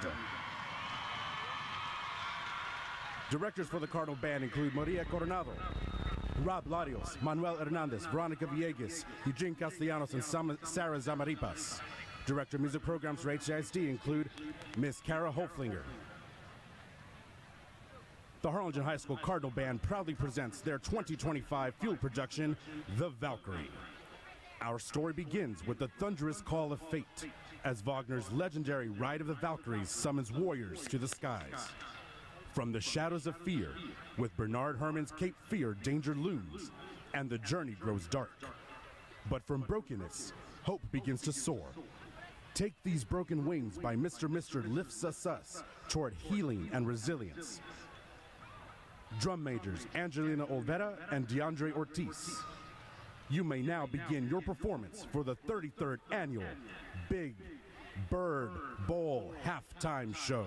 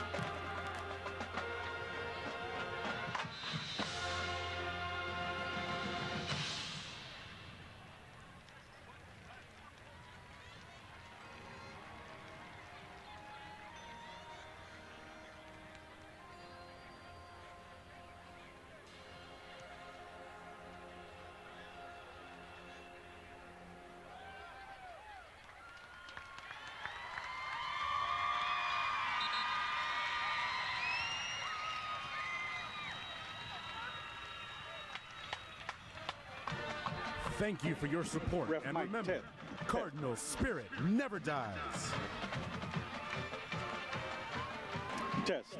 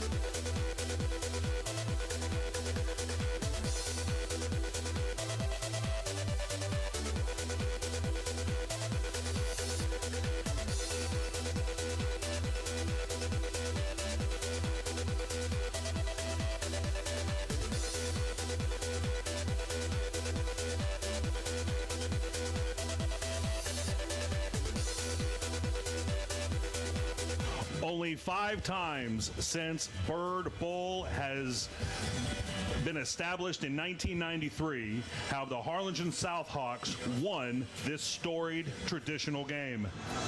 They won 2 in a row in 1998 and 1999. 7 years later, they won 2 in a row in 2006 and in 2007. It would be another 14 years until the Southhawks claimed victory in this game once again. That was Bird Bowl 29. That was 2021. That was the last time the Hawks have been victorious in Bird Bowl. Now today, Bird Bowl 33 has 24 minutes remaining, and it's Southhawks 10, Cardinals nothing. The kickoff is short. It looked like it was bobbled, but the Cardinals are going to start first in the second half, down 10 from their own 31.5-yard line. Joe, what did you see in the first half, and what do the Cardinals have to do in the second half to win this game? Well, first of all, this is an important drive, in my opinion. They've got to make some establishments right now. They got, whether they get it 3 points, whatever they got to do, they got to drive the ball. Jim, they got to establish the run. Right now, the running game has not been there. Noah Huerta having a real tough time, but I got to give the Hawks defense really. I mean, look at the way they're just going. They're just swarming that defense, winning the battles up front, and not allowing the Harlingen running back, the Cardinal running back, Noah Huerta or Gonzalez, to get started. On the other side too, Jim, they got to start stretching the ball. I think the South is seeing those screen patterns or those 5-and-out curls, and they're eating them up right now for lunch. A gain of 3 on first down, and that play as well as this one has Hassan Woolery not in the shotgun but under center. It's once again to Huerta, who takes it up to the 40-yard line, and it's going to be a gain of 5 and a 3rd and 2 upcoming. Yeah, that was a good run. It was when they're on the left-hand side. Got a good block by number 77, Esteban Lopez, that I mentioned on him. Opened up that lane and got him the yard. Jim, very crucial 3rd down right here for the Harlingen Cardinals.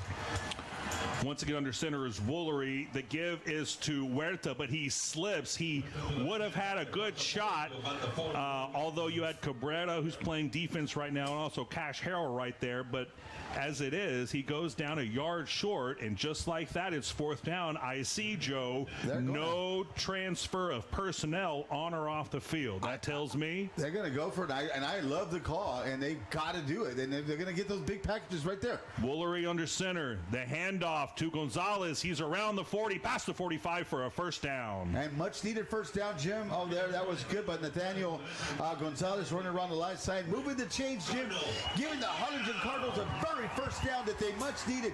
They've got to get that running game. I've been emphasizing, and hopefully we can see some downfield passing. Also, Jim, to open up those lanes. We see Woolery, we know he can throw it downfield, but South right now's defense is playing really good and attacking those receivers on those screen patterns. We saw it in the first scrimmage a few weeks ago, but we haven't seen it in live play. Woolery throwing now. He's got a man. It's caught. It's up past the 1st down marker, about a gain of 11. But it was Aiden Cervantes for a 1st down. Yeah, I think that might be coming back, Jim. Yep. Yeah, we got a flag on there. It looked to me, I'm not 100% sure, but it looked like a holding on there. I need to work on my field vision, Joe. Oh, it's okay. That's what you got me here for, buddy. See the whole field. And the ref will give us the call. Chop block. There you go. So that's going to be the 15-yard penalty. And that's going to see, Jim. These are the things that we've talked about. You're moving the ball. I said this last week. I said that on the scrimmages. You move the ball. You start getting some momentum, and boom, a 15-yard personal foul penalty gets you. Now you got 1st and 25. I mean, if 1st and 25. That is hard enough for anybody. And chop block is tough when it's 15 yards because it's so easy for a good block to turn into a chop block. That's a real fine line there. We're back now to the 33-yard line, 1st and 20. At least it's still 1st down if you're a Cardinal fan. Woolery back to throw. He's got a man. It's caught. It's past the 40, and it's up to the 45-yard line. So almost all that yardage back. It's going to be 2nd and 12, and it was once again Aiden Cervantes on the completion. Yeah, he did a really good job. Got most of it back. Did a quick little curl route that was able to get about 13 yards out of that 15-yard penalty and give the Cardinals a fighting chance now that they're about 2nd and 12 to go. Looked like movement, and they are going to blow it dead. That was on the right side of the Harlingen offensive line. There was some shifting on the defensive line, and you wonder if that's what caused a little confusion or some angst among the Harlingen offensive line, but that's going to march back 5 yards again. Yeah, now you're going to go at 2nd and 17. Just when they go where the positive and negative happens, they've got to start being a little bit more careful because the offense right now, as of now, has been struggling a little bit, and when you put them in that situation, Harlingen tends to get a little bit conservative, and South will be ready for some of those plays that they're coming up with. So they've got to try to eliminate them penalties, Jim, if they have any hope or chance to make a run at this game. A little confusion in the south secondary. It's caught by Mireles, and that's right at the first down marker. It looks like they might be giving them a first, and they are. First down, Cardinals. And that was a good slant. That was probably one of the best passes Woolery has thrown all today. He ran a 5 and out. 10 and out. Got those yardage that they needed. Harlingen now making a move with 9:04 left to play in the third quarter, ladies and gentlemen. Harlingen needs to make a good move right here and try to get some points on the board because South defense is playing very well. But good job, Jim. Good first down by the Harlingen Cardinals. I think that was a defensive lab by South. Woolery back to pass. He's got Cervantes. It's caught for a gain of about 8. He's trying to inch toward the first down marker, but it's going to be 2nd and 2. And now Harlingen may be getting a little bit of rhythm here offensively. Yeah, and this is what I'd like. They're throwing the ball downfield. They're doing some good post routes.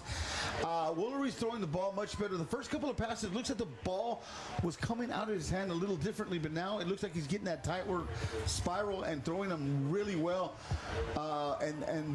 Jim, they're moving the ball here in the first quarter, trying to get something going here. The Cardinals are. Now Lammer comes over. They had De Leon covering basically 2 receivers earlier on the left side here.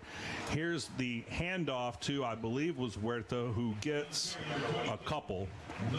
That's going to be close. They're going to move the chains, Jim. He's going to get the first down. Noah Huerta running around the left-hand side, getting a Harlingen Cardinal first down. A much-needed first down.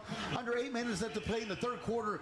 And Harlingen is trying to make a move here, Jim, and they're trying to get some points on the board and get that goose egg off that scoreboard. Here I am thinking Cervantes picked up the first down in the previous play, but you're right, it was Huerta. They did not give him the first down. It is now first down from the 33-yard line of the Hawks.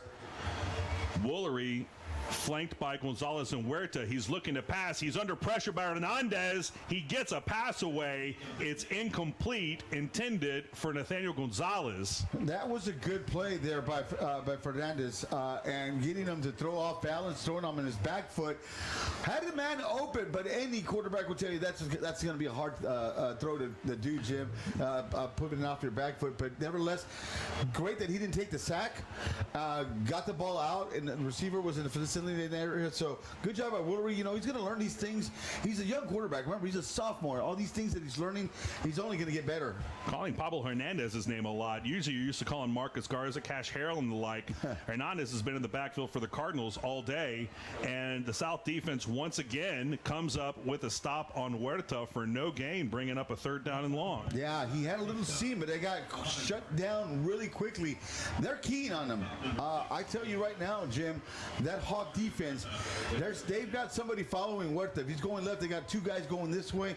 And you've got the linebacking crew doing a really good job filling in the gaps and stopping Huerta. Really, he hasn't had that burst or big gain so we're normally accustomed to seeing of him. It's Maddox Hernandez, Aiden Cervantes, and Dayton Mireles out wide left. Nobody out right. Woolery is looking to throw. He's looking to go long. He's got a man over the middle. It's intercepted. It's intercepted by Jacob Garza. He's past the 50, and he's going to get knocked out of bounds by Nathaniel Gonzalez at the 42-yard line of the Cardinals. Wow. All I can say, that was a bad mistake. And on Woolery, he did not see him coming. He got that interception. And just like that, Jim, the change of momentum, Harlingen was driving, and we've got a man down, ladies and gentlemen. So we're going to just take a little pause here and not say much, but we want to make sure he's okay. Yeah, we'll take the chance. We're about halfway through the third quarter. Let's take it to commercial. It's 10-0 South Hawks at Bird Bowl 33. When an injury postpones a football game, lean on Valley Baptist Health System's sports medicine physicians, orthopedic surgeons, and physical therapists. From ACL tears to arthritis, our team offers advanced surgical and non-surgical treatment options. Meet your South Texas Urgent Care Center partners, where they treat you like family. Stop by to receive the urgent care you need without the expense of an ER visit. Now located right next door.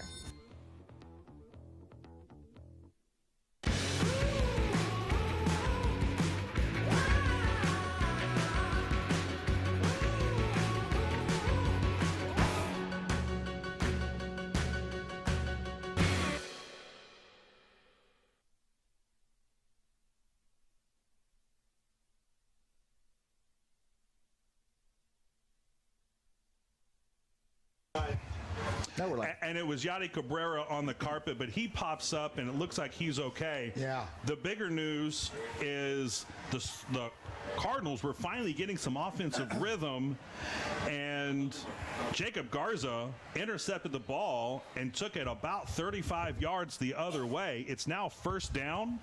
Cameron Love, who scored the only touchdown of the game, is going to get brought down in the backfield. Yeah, he's going to take about a 2-yard loss. He came out and jerked, and he just had nowhere to run on this one. He went to the left-hand side. One of the defenders of Harlingen couldn't see the number. Esteban Esquivel, number 15. It was number 15, and he just shot out like a rocket and got a 2-3-yard loss. 2nd and 13 now from the 43-yard line of the Cardinals. Schroyer is looking. Now he's going to throw it, and he's going to complete it. No. It would have been a great diving catch, albeit only for a couple yards, but Cameron Love unable to secure it 3rd down. That's going to be a long 3rd down, and Harlingen with a much needed stop here. They cannot, in my opinion, Jim, I don't think they can afford to give up any points. If they can hold this stop and get the ball back and try to put something going on. I mean, this wasn't their best drive until the INT. And now another South Hawk on the carpet. And he's surrounded. Not sure exactly who he is.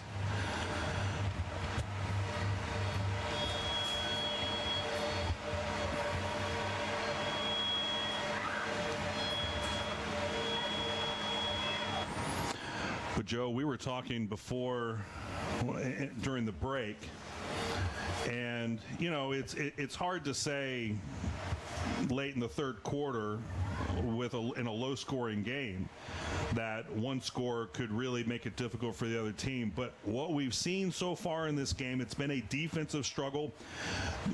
You haven't seen any big strike plays from either side, and really the attempt. You haven't seen the attempt from either side. Both teams, if you feel like, are still trying to establish the run, but a couple ill-timed penalties, a fumble, an interception, and that's really the difference in the game. It's 10-0 Southhawks. 2 turnovers for the Cardinals, 1 interception thrown by Schroyer of the Southhawks.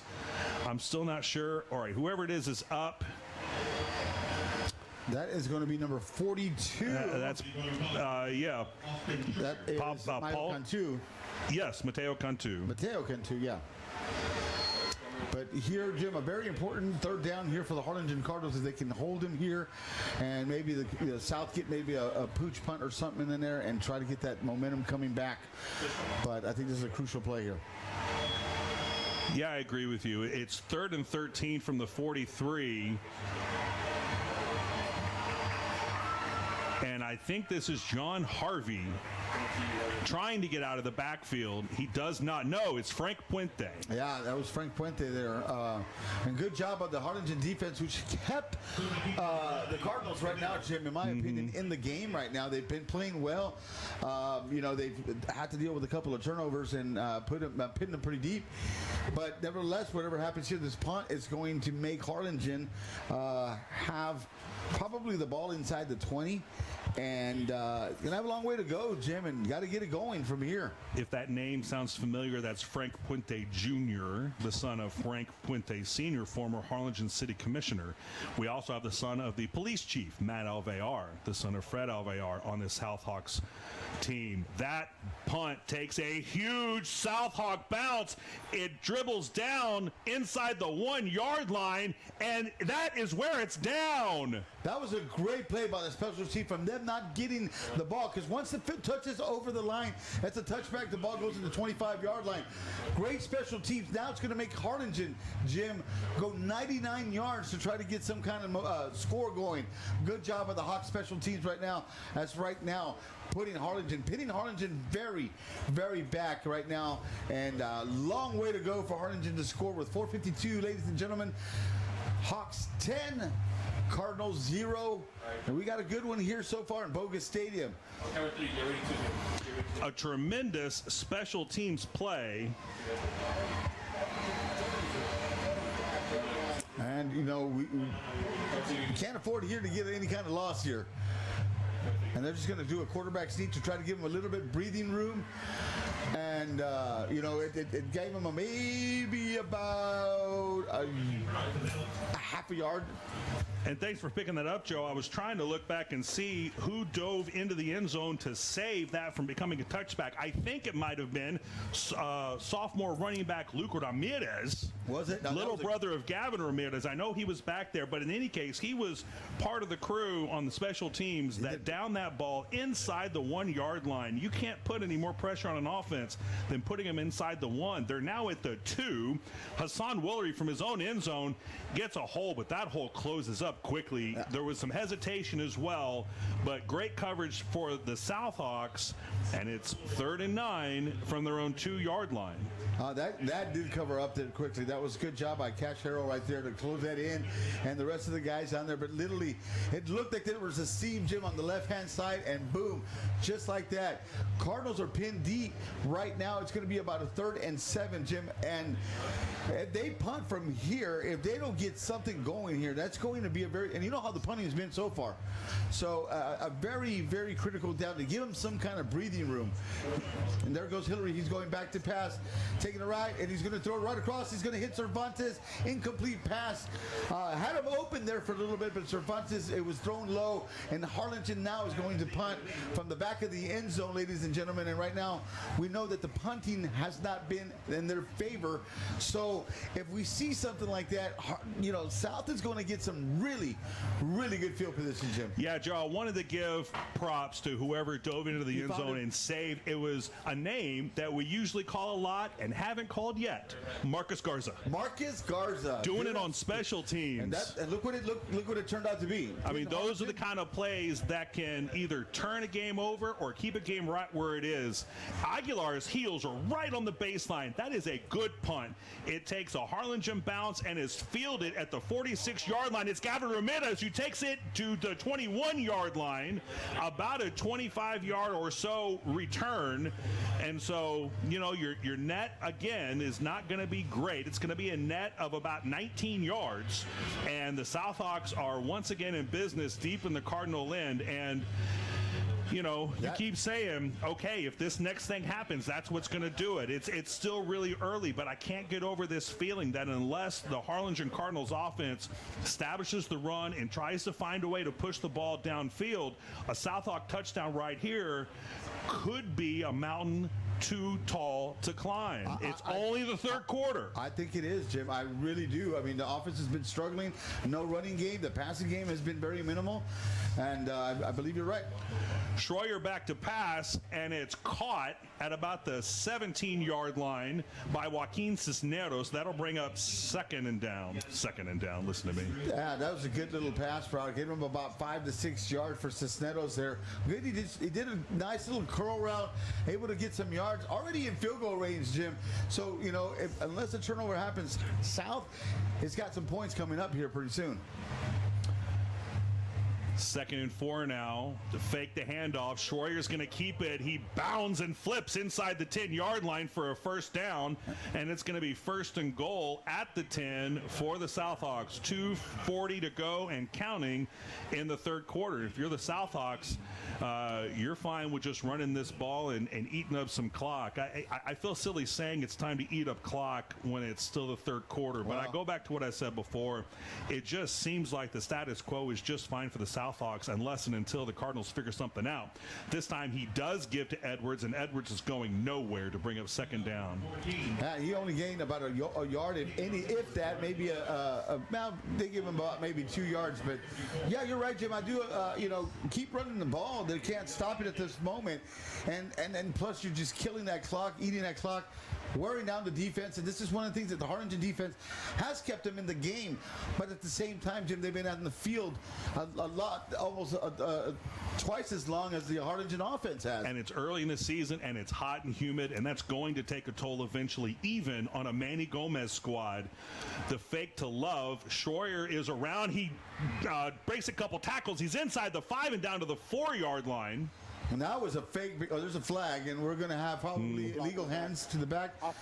And that's going to bring it back 10 yards, Jim. That wiped out a good play. But nevertheless, that play fooled me, and it fooled about 3 Cardinals because they thought that it was going to be an inside handoff. And 2 or 3 of the guys really jumped at him.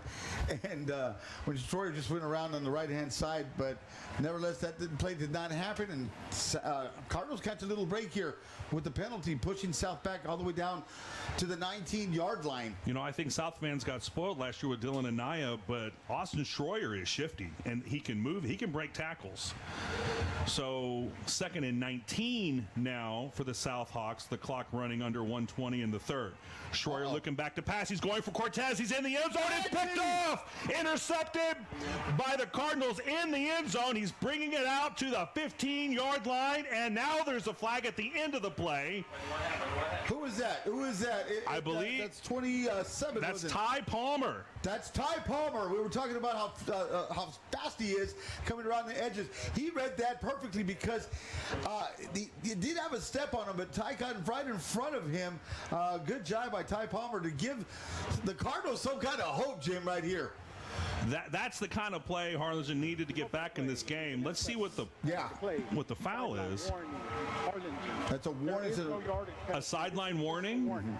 Well, that's good because that would have knocked them at half the distance. They need to get out of their own end. As it is, they've got it about the 16.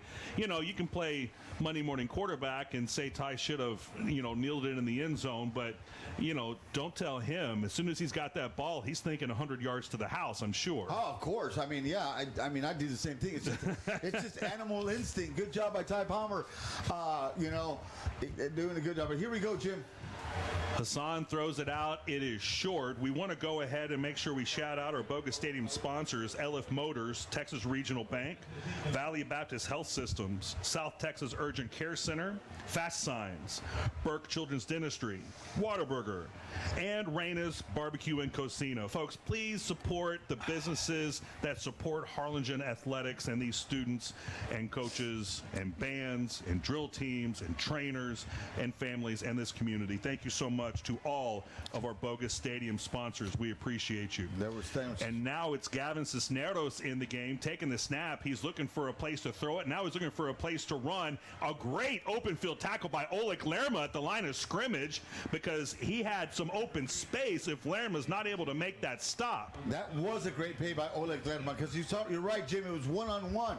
And Cisneros tried to do a little juke move, but Oleg wasn't having it and ended up stopping that and got that to a 1-yard gain, and now have the Cardinals down at the third down. It could have been maybe a first down or even a little bit more, Jim, but that was a good play by Oleg Lerma. Good job, number 11.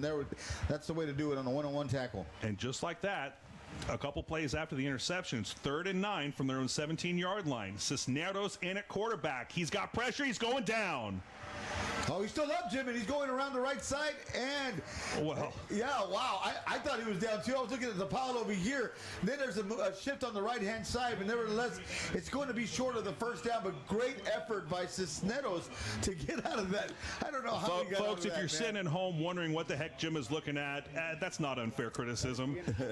They absolutely fooled me. Okay, it's 4th down, as it is now, 4th and 5. And we're going to find out the decision of Coach Gomez and Ledesma when we come back to Bird Bowl 33. We'll be right back with the 4th quarter.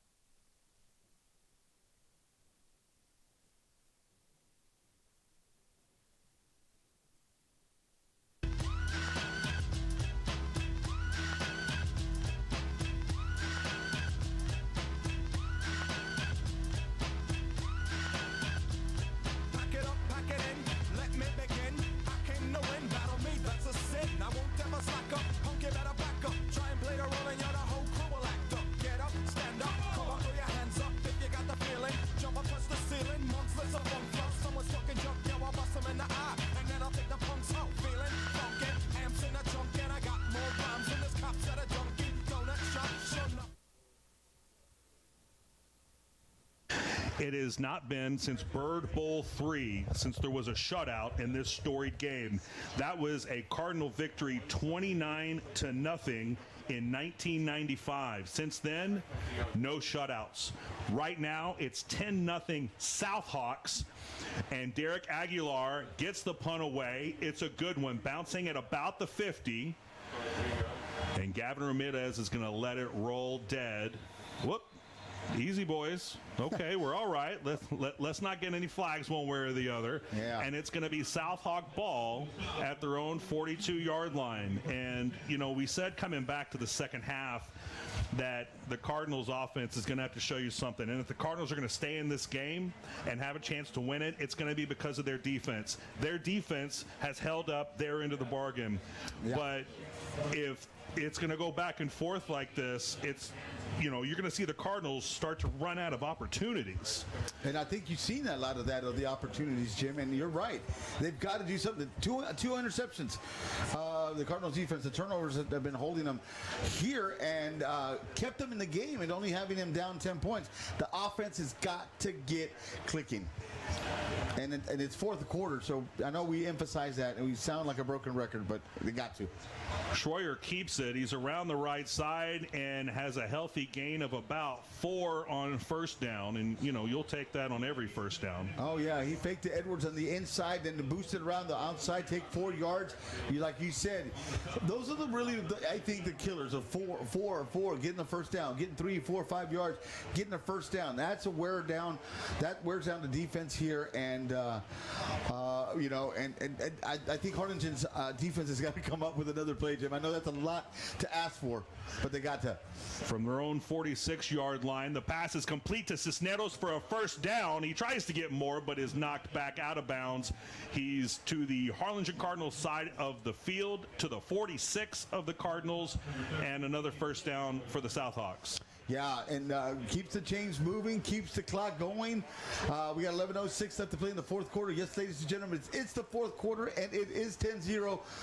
The Hawks are up right now, and here we go. The Cardinal defense got to make a play. And that's Ezzy Cortez running it out of the backfield. He's braced some tackles. Now he's getting away. They're chasing him down, and he's inside the 10-yard line. First and goal, Cardinals. That was Southhawks. Yeah, that was a heartbreaker there because he had him, and he just bursted the speed.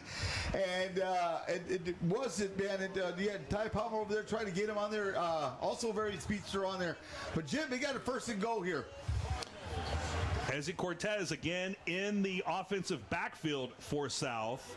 In fact, he's at quarterback. Yeah, and he's going to keep it, run around the right side. He's going to spin down at about the 2-yard line. Yeah, South is showing. See, this is the thing, Jim. They're doing things differently. Now they're running a Wildcat offense. Yep. And it's exactly what they did to change things up. And you got Ezzy Cortez right now with the last two running the Wildcat offense, getting down South under the 5-yard line. And now Cortez is in next to Schroyer. I assume Schroyer will take the snap. It's Cortez again, and that was Edwards with him, and he's taken down. Yeah, he's got down to the 2-yard line. That's going to bring third and goal. We're on the 2-yard line. South right now, Harlingen defense allowed that one big play, Jim, but still shutting them down the lanes. They just had open on this one. Good job by the Harlingen defense to try to hold them down to at least 3 points, Jim, because I think if South scores 6, I hate saying this early, but it could be the end. Yeah, David Renteria for Harlingen in on that stop. Now we're back with Schroyer at quarterback. Ovalle in the backfield. Edwards in the backfield. It's a handoff to Edwards. He's in for a touchdown. And just like that, the Hawks are up. Uh-oh. No. Yeah. Yeah, it looked like he got it. No, it's going to be... That's going to be against, is that maybe Alvear? A Southhawk player was engaged in some extracurriculars there in the pile, and that did draw a flag. Now, it's not going to hurt the Southhawks all that much. The yardage probably assessed on the kickoff. Yeah, probably he'll get more punishment from the coaching staff than they will from the refs on that one. So we'll let Coach Gonzalez deal with that. The Cardinals have to deal with the fact that pending an extra point, they're down 3 scores with 9:27 to go in Bird Bowl, an unprecedented situation for the Harlingen Cardinals in this Bird Bowl series. Not only have there only been one shutout in this series, it was at the hands of the Cardinals. The Cardinals have never been shut out in Bird Bowl. And so you're looking at more than just the Hawks' only 6th win in 33 Bird Bowls. Yeah, but it's going to be tough. As of right now, it's a shutout. It's a shutout, and it looks like with the extra point up, and it's good. We wait for the refs. And it's good here now. The Hawks with the commanding 17-0. Yes, I said it. Hawks 17, the Cardinals nothing right now. 9:27 left to play in the third quarter, Jim. Cardinals offense has been struggling all day today, and this is, I think, the key to the game is could not establish the run, really could not establish the pass. You can count it a little bit of execution, or the Hawk defense just really playing very well. And folks, no telling what's going to happen the rest of the game, but if the South Hawks go on to win that game, then I think that is the LF Motors drive of the game. I think it is. We had a field goal and a touchdown early in the game, a 5-yard scamper from Cameron Love, and a 41-yard field goal from Giselle Ovalle. That was a whole drive, and you had some personnel choices by Coach Gonzalez that looked to have thrown off the Cardinals defense in throwing Ezzy Cortez in there. Ezzy Cortez maybe has the makings of a Dylan Anaya type player where you can Swiss Army knife him kind of anywhere you want. It was certainly effective on that, the LF Motors drive of the game. Yeah, we'd like to thank that, but Jim, we got the Hawk fans right now are very excited. They're up. Cardinals fans look a little down right now, and I don't blame them right now. Their Cardinals are down by 17 here in the fourth quarter, should I say. The kickoff is up, and here we go. It's fielded by Owen Bush, and he's up past the 30-yard line, a good return. And the Cardinals are going to start at about the 32, and there's some chippiness. It's not getting. Wasn't it number 5, or was Eric Castillo number 6? Yeah, it was okay, Eric Castillo number 6 there. Nevertheless, Castillo gets it down to about the 30. The 20.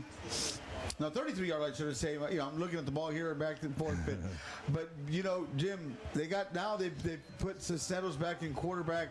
I think they're just trying to figure out what they could do to get something going, to get a drive going and erase that goose egg right there. Yeah, if Willery is not hurt, the decision, Cisneros is a fine quarterback. In fact, he's got a pass caught for about 9 3/4 yards. Yeah, it looked like that was Aiden Flores running a quick slant route. I think they put him back in. Nope, 10 yards. They gave him the first down. Yeah, Aiden's back on the receiving board getting a first down. I think Harlingen from here on out, it's just going to have to pass. And they can do those inseam routes and try to get 5, 8, 10 yards every single time and see if they could, make something happen. Anything goes. Still a lot of time. Yeah, apologies to Eric Castillo for giving his kickoff return to Owen Bush. Cisneros is going to run it, and he's going to evade a tackler, evade another one, but eventually go down at the 48 to bring up second down and medium. Yeah, that's a good run by Gavin Cisneros getting the ball. But the only thing with those runs, Jim, they take away a lot of time. The clock keeps moving. There's no first down, so the chain is not. Well, we got a timeout because we got a penalty. That's where the time came off. Replay first down. So it's going to be a replay of first down. It's going to knock them down 10 yards. So basically, those drive killers, here we go. It's going to be now second and about 15. Oh, no, he keeps moving back. Oh, make up your mind, dude. I need a monitor with a big yellow flashing notice whenever there's a flag. Well, it's going to be 1st and 20. I also want a $10 million press booth, so let's get the administration on that. Yeah. Yeah. Let's sell some sponsorships, guys. That was a drive. I'm just kidding. I'm just kidding. I just need to look on the field and see when there's a yellow flag on it. That's not so hard. Woolery back in the game. Passes out right and through the hands of Huerta. They better be careful. Yeah, it could they're be a calling lateral. it. Yeah, they're calling it an incomplete pass. And from our angle, we can't really tell. But that could easily have been a fumble, a backwards pass on a lateral, which likely would have resulted in another Southhawks touchdown. Well, that was a good heads-up play by Julian De Leon for the Hawks. You never know, until the whistle blows, pick up the ball. It could be a lateral, but good job on his part, just reading and making sure that you never know. So, but again, Jim, we got a long second down here for the Harlingen Cardinals. 2nd and 20 now. Pass is not caught, intended for Maddox Hernandez, and Woolery can throw the ball, and he can do so accurately. We saw him do that in the first scrimmage earlier this summer, but he just looks a tick off. He is struggling a little bit throwing the football, and maybe that's the idea with bringing in Cisneros. That's no slight to Cisneros, but Hassan Woolery is the starting quarterback. Yeah, it looks like it's coming out of like he's sidearming it, he's flinging it. I saw that in the first and second quarters, Jim, and then he started throwing the ball really good and started really on stride, upward style. Then he's throwing it sideways, and that's when he looks like he struggles when he tries to create a side sling pattern. And let's remember something else. Young man is still a sophomore. Yes. It's an aberration when you see a freshman not only on the roster on a Manny Gomez-led Cardinals football team, but playing. And that's what happened last year. So he's still growing. He's still developing. He is a very young man. We do not want Bird Bowl 33 to end without one more time thanking our Bogus Stadium sponsors. Folks, if you need a car, new or used, you know where to go. It's Elif Motors. Texas Regional Bank, open an account, get a loan. They're from here, they live here. These are our community members. They'll take care of you. We hope you don't need Valley Baptist Health Systems or South Texas Urgent Care Center, but if you do, they're going to be there for you, Joe. Absolutely. Fast Signs, the name says it all. Signs, fast. I've used them. They're great. Burke Children's Dentistry, we got to do it. Take your kids somewhere where they're taken care of, where they feel safe, where they feel comfortable. That's Burke Children's Dentistry. Waterburger and Reyna's, enough said, right? Waterburger and Reyna's. Here's Woolery looking for a place to run, and he ends up getting that penalty yardage back to bring up 3rd down, and with 8:05 to go and running, the Cardinals with 2 timeouts and the 2-minute warning, down 2 possessions. You're starting to look at this in terms of number of possessions. How many scores are you down? Right now, it's 3. Then they need, they need 3 and under 8 minutes, Jim. It's going to be a very difficult task. You got onside kicks to worry about, but right now it's a 4th down, Jim, and it's a 4th down, and this is it. This is going to be the game right here. Woolery is looking for a place to throw. He's going to have to tuck it and run, and Marcus Garza is going to drive him out of bounds. And that was 4th down, and that is a turnover. And, with 3 scores being the difference, with 7.5 to go, you may or may not hold on to the shutout if you're South, but unless the Cardinals defense can come up with another turnover, and then unless Hassan and Gavin and Bubba Ledesma's offense can put something together here and show us something we haven't seen all game, you might be, folks, looking at only the 6th win in Bird Bowl for the Southhawks in the game's history. Schroyer to Edwards.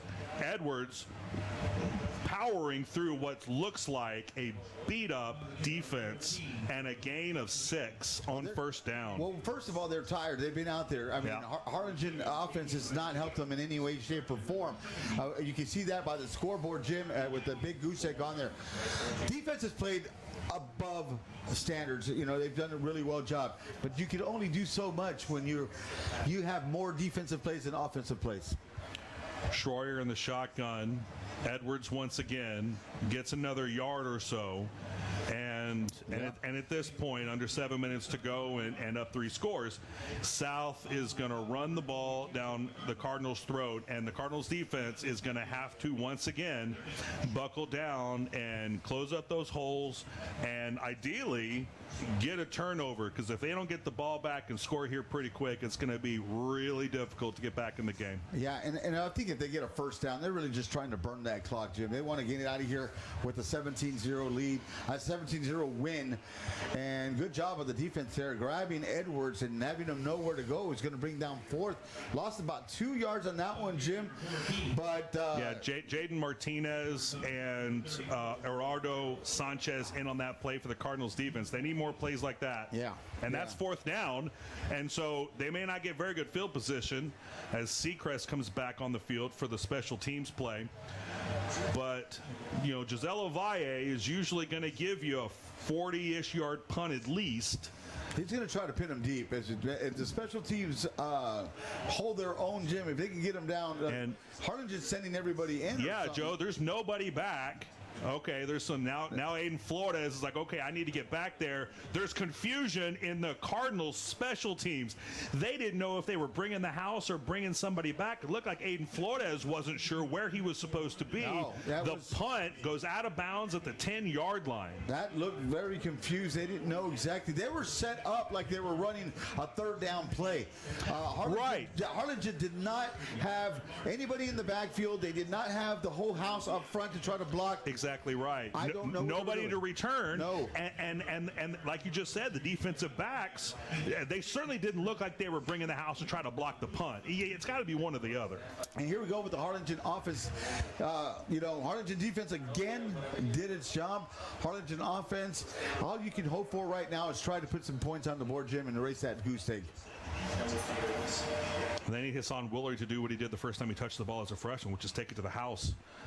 Instead, it's Gavin Cisneros who is running past the 15-yard line and up to the 16 or 17-yard line, and the clock's going to roll under 5:20 in the 4th.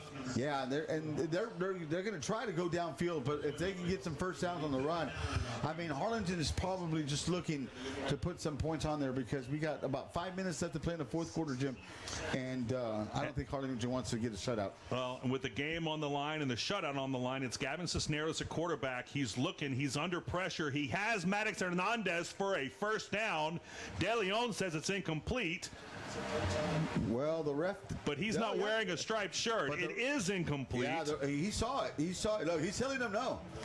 You got Julian De Leon telling the guy, no, you didn't catch it. You didn't. He was just waving at him. He's just helping. Yeah.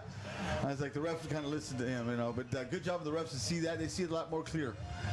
3rd and 3 from the 12. Cisneros keeps it. He's got a first down. Yeah, he got just by about a yard. Yeah. Good job on the running around the left-hand side, and I think Harlingen's going to call a timeout here, or they're moving the chains. No, they're just, clock stoppage temporarily, move the chains. It'll wind up here again in a few seconds, and Harlingen's got to move quickly. The clock is again moving. Huerta in the backfield to the right of Cisneros. He's looking to pass. He doesn't find anybody, and he is going to, it's not going to be sacked. I think he's going to get about a 1-yard gain, but it's effectively a sack and certainly good enough for the South Hawk defense and their purposes. They were just swarming everybody. I could name half the defense in there. So they did a good job. The O-line just swarmed everybody in. Yeah, you're right, Jim. It wasn't considered a sack, but they'll take it. It'll be about a 1-yard gain, but it keeps the clock rolling, and Harlingen doesn't look like they're having any intent to try to stop it at this very moment. The Harlingen crowd is starting to thin out a little bit. The aisles are a little full here, and there's an incomplete pass from Cisneros to bring up 3rd down. Yeah, and now it's bringing it to 3rd down and 8. And Jim, I have to say that do you think they go for it on 4th down if they get to that level? I think you have to, right? I mean, it's a game. Of course. And I don't... Of course. And Aguilar's not having a great day punting. This is it. If there's any time for him left, it's 4-down territory for the rest of the game. Yeah, I would have to agree here. And They got to try to do something here. I'm trying to make it going. Here's Cisneros. Cisneros back to pass. He's got Southhawks in his face, and he just has to throw it up. And that's lucky it's not. He's lucky it's not grounding. The closest person to that was Oleg Lerma. Yeah, he was the closest guy in there, and I think he was like, "Man, I have it." But yeah, you're right, Jim. You started seeing the Cardinal fans starting to go. Unfortunately, Harlingen is going to end up punting. They're going to put their special team unit on there. I think you'll see Coach Gonzalez just pretty much just run it and try to burn as much clock off and call it a night, and and take this one back to the Bird Boat Trophy. You bring up Coach Gonzalez, and I feel good for him from this respect. Look, I love the Hawks. I love the Cardinals. I feel great for the Hawks to what looks like come away with their 6th Bird Bowl win all time. I'm disappointed in what we've seen so far with the Cardinals. We certainly hope Hassan Willery is out for reasons other than an injury. I don't think he's injured. I just think they're still trying to put it together. And there's a great punt for Derek Aguilar. Maybe a little too late. It's downed by, I think it's Gerardo Sanchez, if I had the number right. No. It was Noah Villagomez. In any case, it's downed at the Southhawks 45-yard line. When Izzy came on, Izzy's first year was 2021. That was Bird Bowl 29. Not only... I called that game. Yes, you did. Not only did the Hawks win that game 28-21, they went 10-1 in that season. They went 7-0 in a very difficult 16-6A district. Because then they spent 2 years in 15-5A. Now they're in 16-5A for the second year. Run right up the middle, tick-tock, tick-tock. That's all they're trying to do, Jim, just break down the clock. I don't think Coach Gonzalez wants to even score. I think he just wants to get this, his second Bird Bowl victory. And that's it. After he comes in, very first year, 10-1, 7-0, wins the Bird Bowl for the first time in 14 years for the Southhawks. Then in 2023, they lose 37-7. To the Cardinals, and they go, I want to say it was like 7-3 or something like this. 2023 they lose 12-7 to the Cardinals. 2024 Bird Bowl 32 they lose a close one 29-24. Oh, that was a slip there by Love. Yeah. And so every year since that district championship and Bird Bowl winning inaugural season for Coach Gonzalez and his staff, I'm not going to say it's gone downhill since then, but since then, the Southhawks have been doing whatever they can to kind of reach those heights again. He kind of caught lightning in a bottle a little bit. And now, certainly the culture change had a lot to do with that. Coach Izzy Gonzalez brings great culture. He is a great leader, and he puts great leaders around him and his coaching staff, and his kids see that, and that trickles down to them. And, of course, we know where that came from. That came from Manny Gomez. Yep. Everything we're looking at from the side, and that one man was Manny Gomez. Israel Gonzalez, look, he's his own man and he brings his own things, but he learned at the side of Manny Gomez. And so that leadership, that character, that coaching ability, that effort, that example that he sets for those young men on the Southhawk squad is a reflection of the leadership of Manny Gomez and his leadership of the Cardinal program. So, I'm proud to see these programs do what they do. And certainly when you look over and see what's going on with the Southhawks, you congratulate Coach Gonzalez and those boys, and you remember, where it all started. And, I think the future is bright for both these teams this year. Obviously, the Cardinals have some things to figure out. And, I think it should also be said that I think the best playing unit on this field today has been the Cardinals defense. They have. They've kept them in the game. Had a couple of turnovers, one in the end zone, and this could have been a little bit worse on there.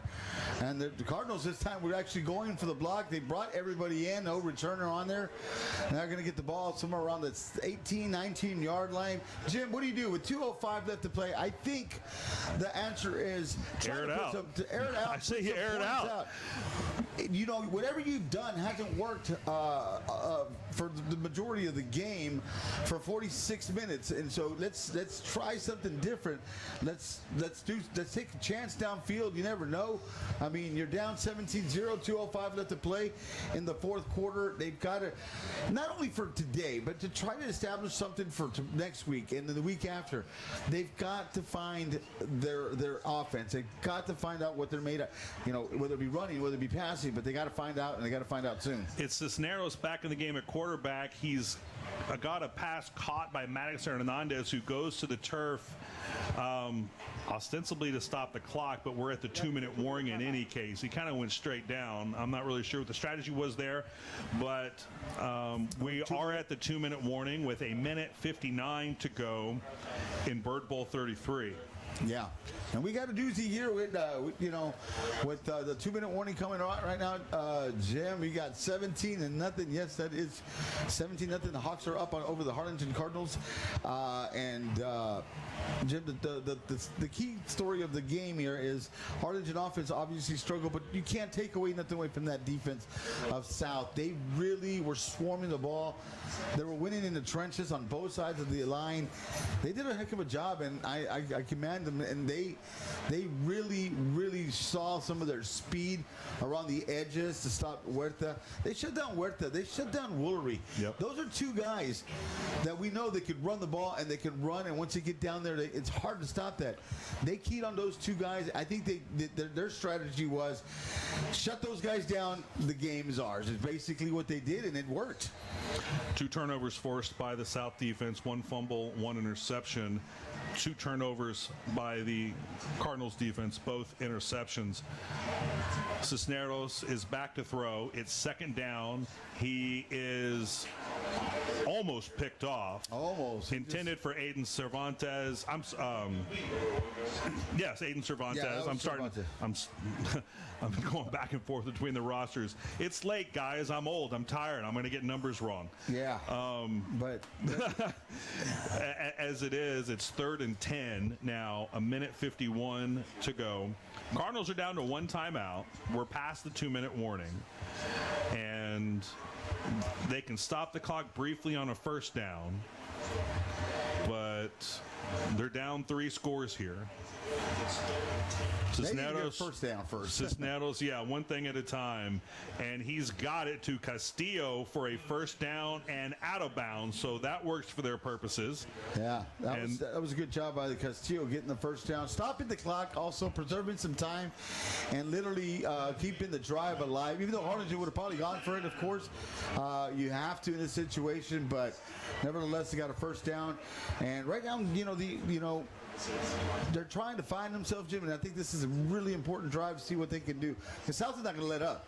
No, not at all. Well, there's pride in addition to and they're going to get De Leon for pass interference. He got on the back of Maddox Hernandez just a hair early on that one. Yeah, he was. It wasn't egregious, but it was a pass interference. I don't know if he was there a hair early. I think he was on his back already before you started. Trying to be generous here, Joe. Be generous here. I was like, a hair. I think Hernandez took 2 steps with him on his back there. Or Maddox, but never let. Well, you were just talking about Southhawks not going to give up. They're not going to let up. They want this game. They want this shutout. They want the shutout, Jim, and that's exactly what they're going to. You think they go, let's give our brothers a score? Heck no. These guys. We'll be brothers after the game. How about that? Cisneros is looking for a place to throw. There's nowhere to go. He's going to run it out of bounds about the 40 to stop the clock at 1:33. There has been only 1 shutout in the history of Bird Bowl. And thank you, Joe, for bringing up that question so we can look it up and figure it out. Cardinals won 29-0 in Bird Bowl 3. That's 1995. There has not been a shutout. No. Joe, I was wrong earlier. There's been 2 shutouts. Both by the Cardinals. Bird Bowl 23, Cardinals 20, South 0. So this would be the 3rd shutout. I was wrong earlier. Pass complete to Maddox Hernandez for a first down and out of bounds. And this is the kind of offensive rhythm and momentum they could have used the whole game. But this, if the score holds, would be the 3rd ever shutout in Bird Bowl history, but certainly only the 1st for the Harlingen Cardinals. Joe, it'll be the 4th shutout. 4th? I quit. Hey, but the Cardinals have not been shut out, though, right? That's what we're. Man, when I'm wrong, I'm loud wrong, and I don't know if that's a trait or a fault or what have you. The Cardinals won Bird Bowl 28 in 2020, 27-0. Well, so we got 3 shutouts, right? The 3 I think. Well, nevertheless, this is the 3rd or 4th or 5th. The point is, Harlingen. If I'm reading this darn thing correctly, which I think I finally am now. The Cardinals have not been shut out, though, right? The Cardinals have never been shut out on Bird Bowl. That is a fact. Of that, I am almost certain. I like when you say almost. It makes me feel almost confident in you. But nevertheless, thanks for that, Joe.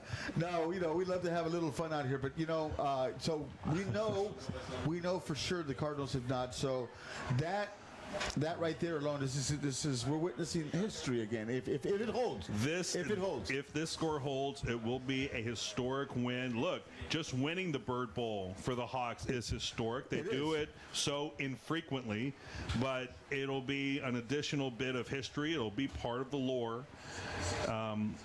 When the South Hawks finally shut out the Cardinals in a Bird Bowl.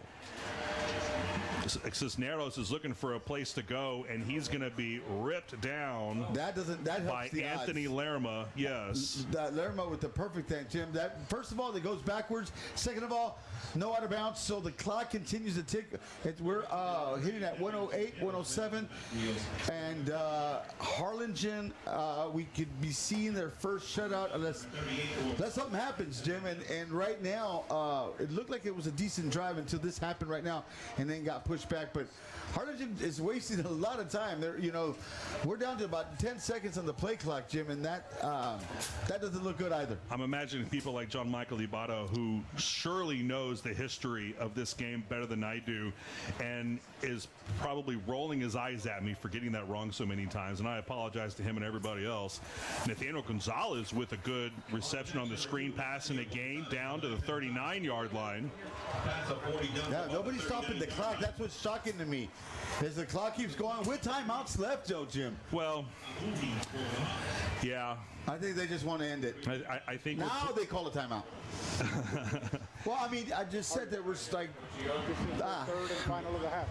Well, I'm not saying, they wasted kind of a bit of time, to call a timeout, their last and final timeout.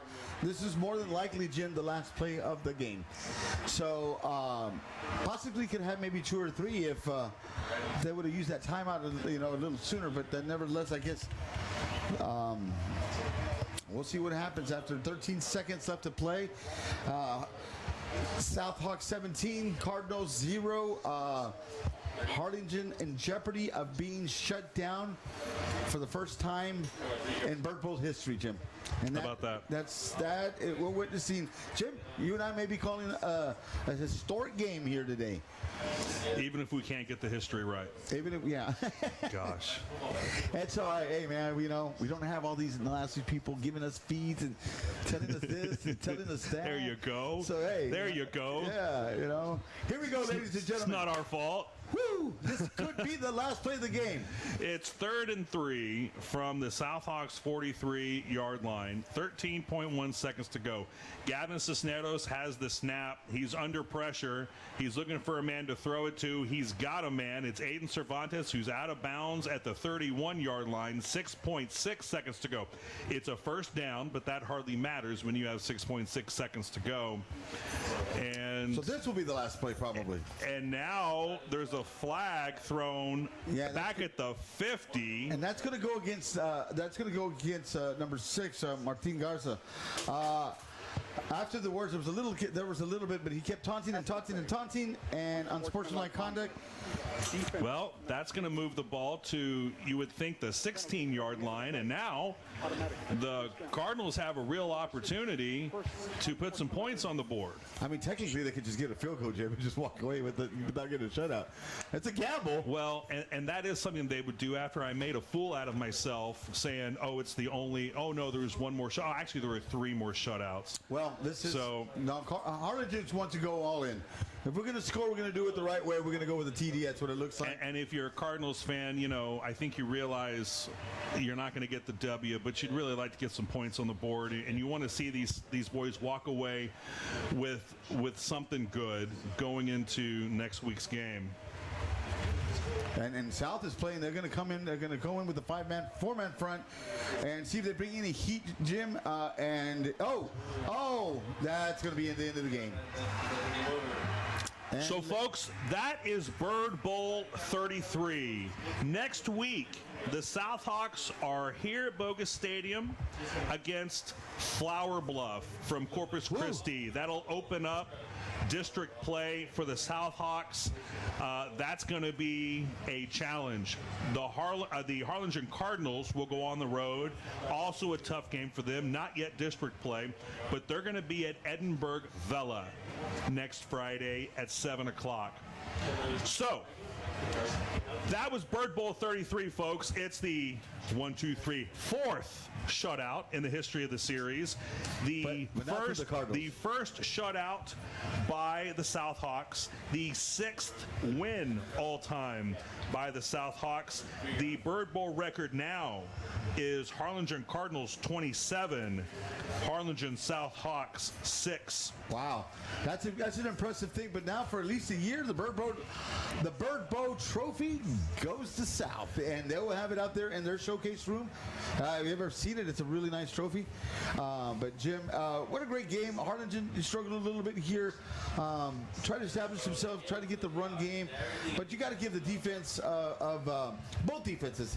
I'm going to give both defenses because both defenses played very well.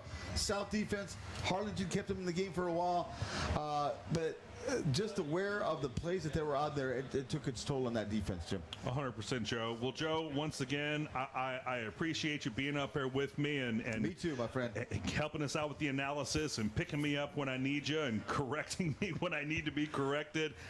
Folks, I can't tell you what a privilege and an honor it is for Joe and me to be a part of such a special tradition, which is the Bird Bowl. And we mentioned it before, Bird Bowl is about more than football. It's about community. And while some of us are over here and others of us are over there, we are all Harlingen.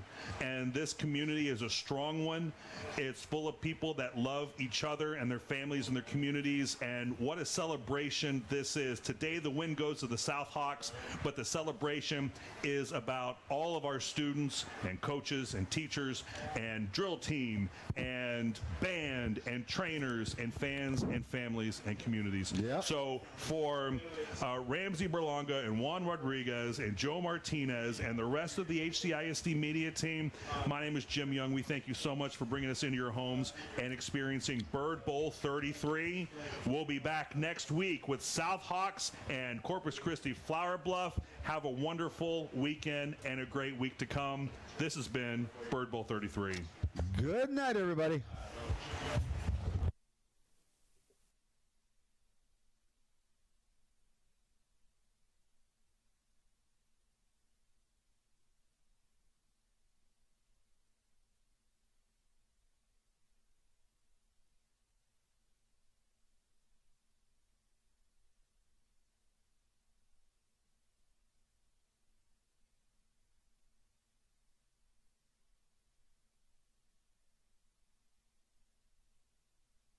By the United States Army would like to honor tonight's most valuable player and award the winning team the Great American Rivalry Series Championship Trophy to commemorate their outstanding performances. First, we'd like to recognize the most valuable player as part of this series. Ballots were distributed to members of the media in attendance for the selection of the game MVP.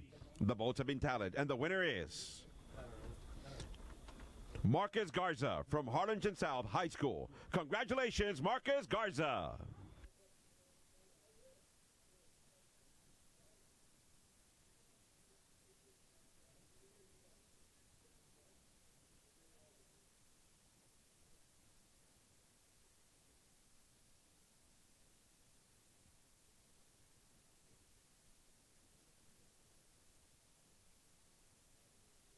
Ladies and gentlemen, before we start our presentation of the Bird Bowl Sportsmanship Trophy, please join me in acknowledging these two fine teams for their play on the field tonight with a big round of applause.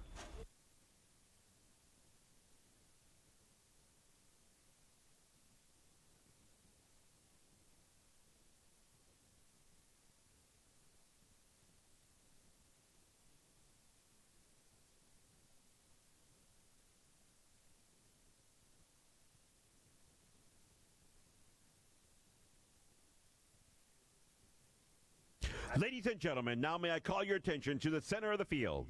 The Bird Bowl has become an annual event with a strong community support. As a school district, HCISD is indeed fortunate to have such high-caliber players and coaches participating in the competitive event and serving as role models within their community. Before we proceed with the awarding of the trophy, we'd like to take this opportunity to thank all of the players from both teams, their parents and family members, our dedicated coaches and teachers, as well as our great Harlingen fans for their unending support. A special thanks to our quarterback clubs who are unselfishly giving their time so their athletes enjoying the finest equipment and facilities.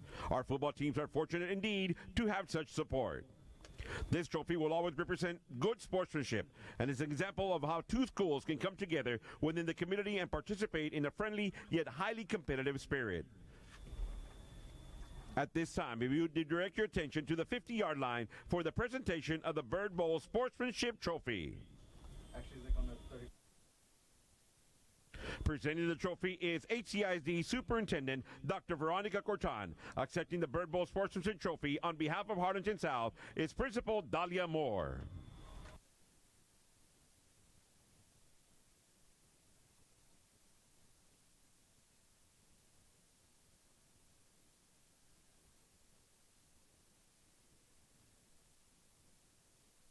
The Great American Rivalry Series and the United States Army are proud to recognize Harlingen South as a 2025 Great American Rivalry Series champion. Congratulations to everyone who participated, and special thanks to the United States Army for their partnership of the 2025 Great American Rivalry Series.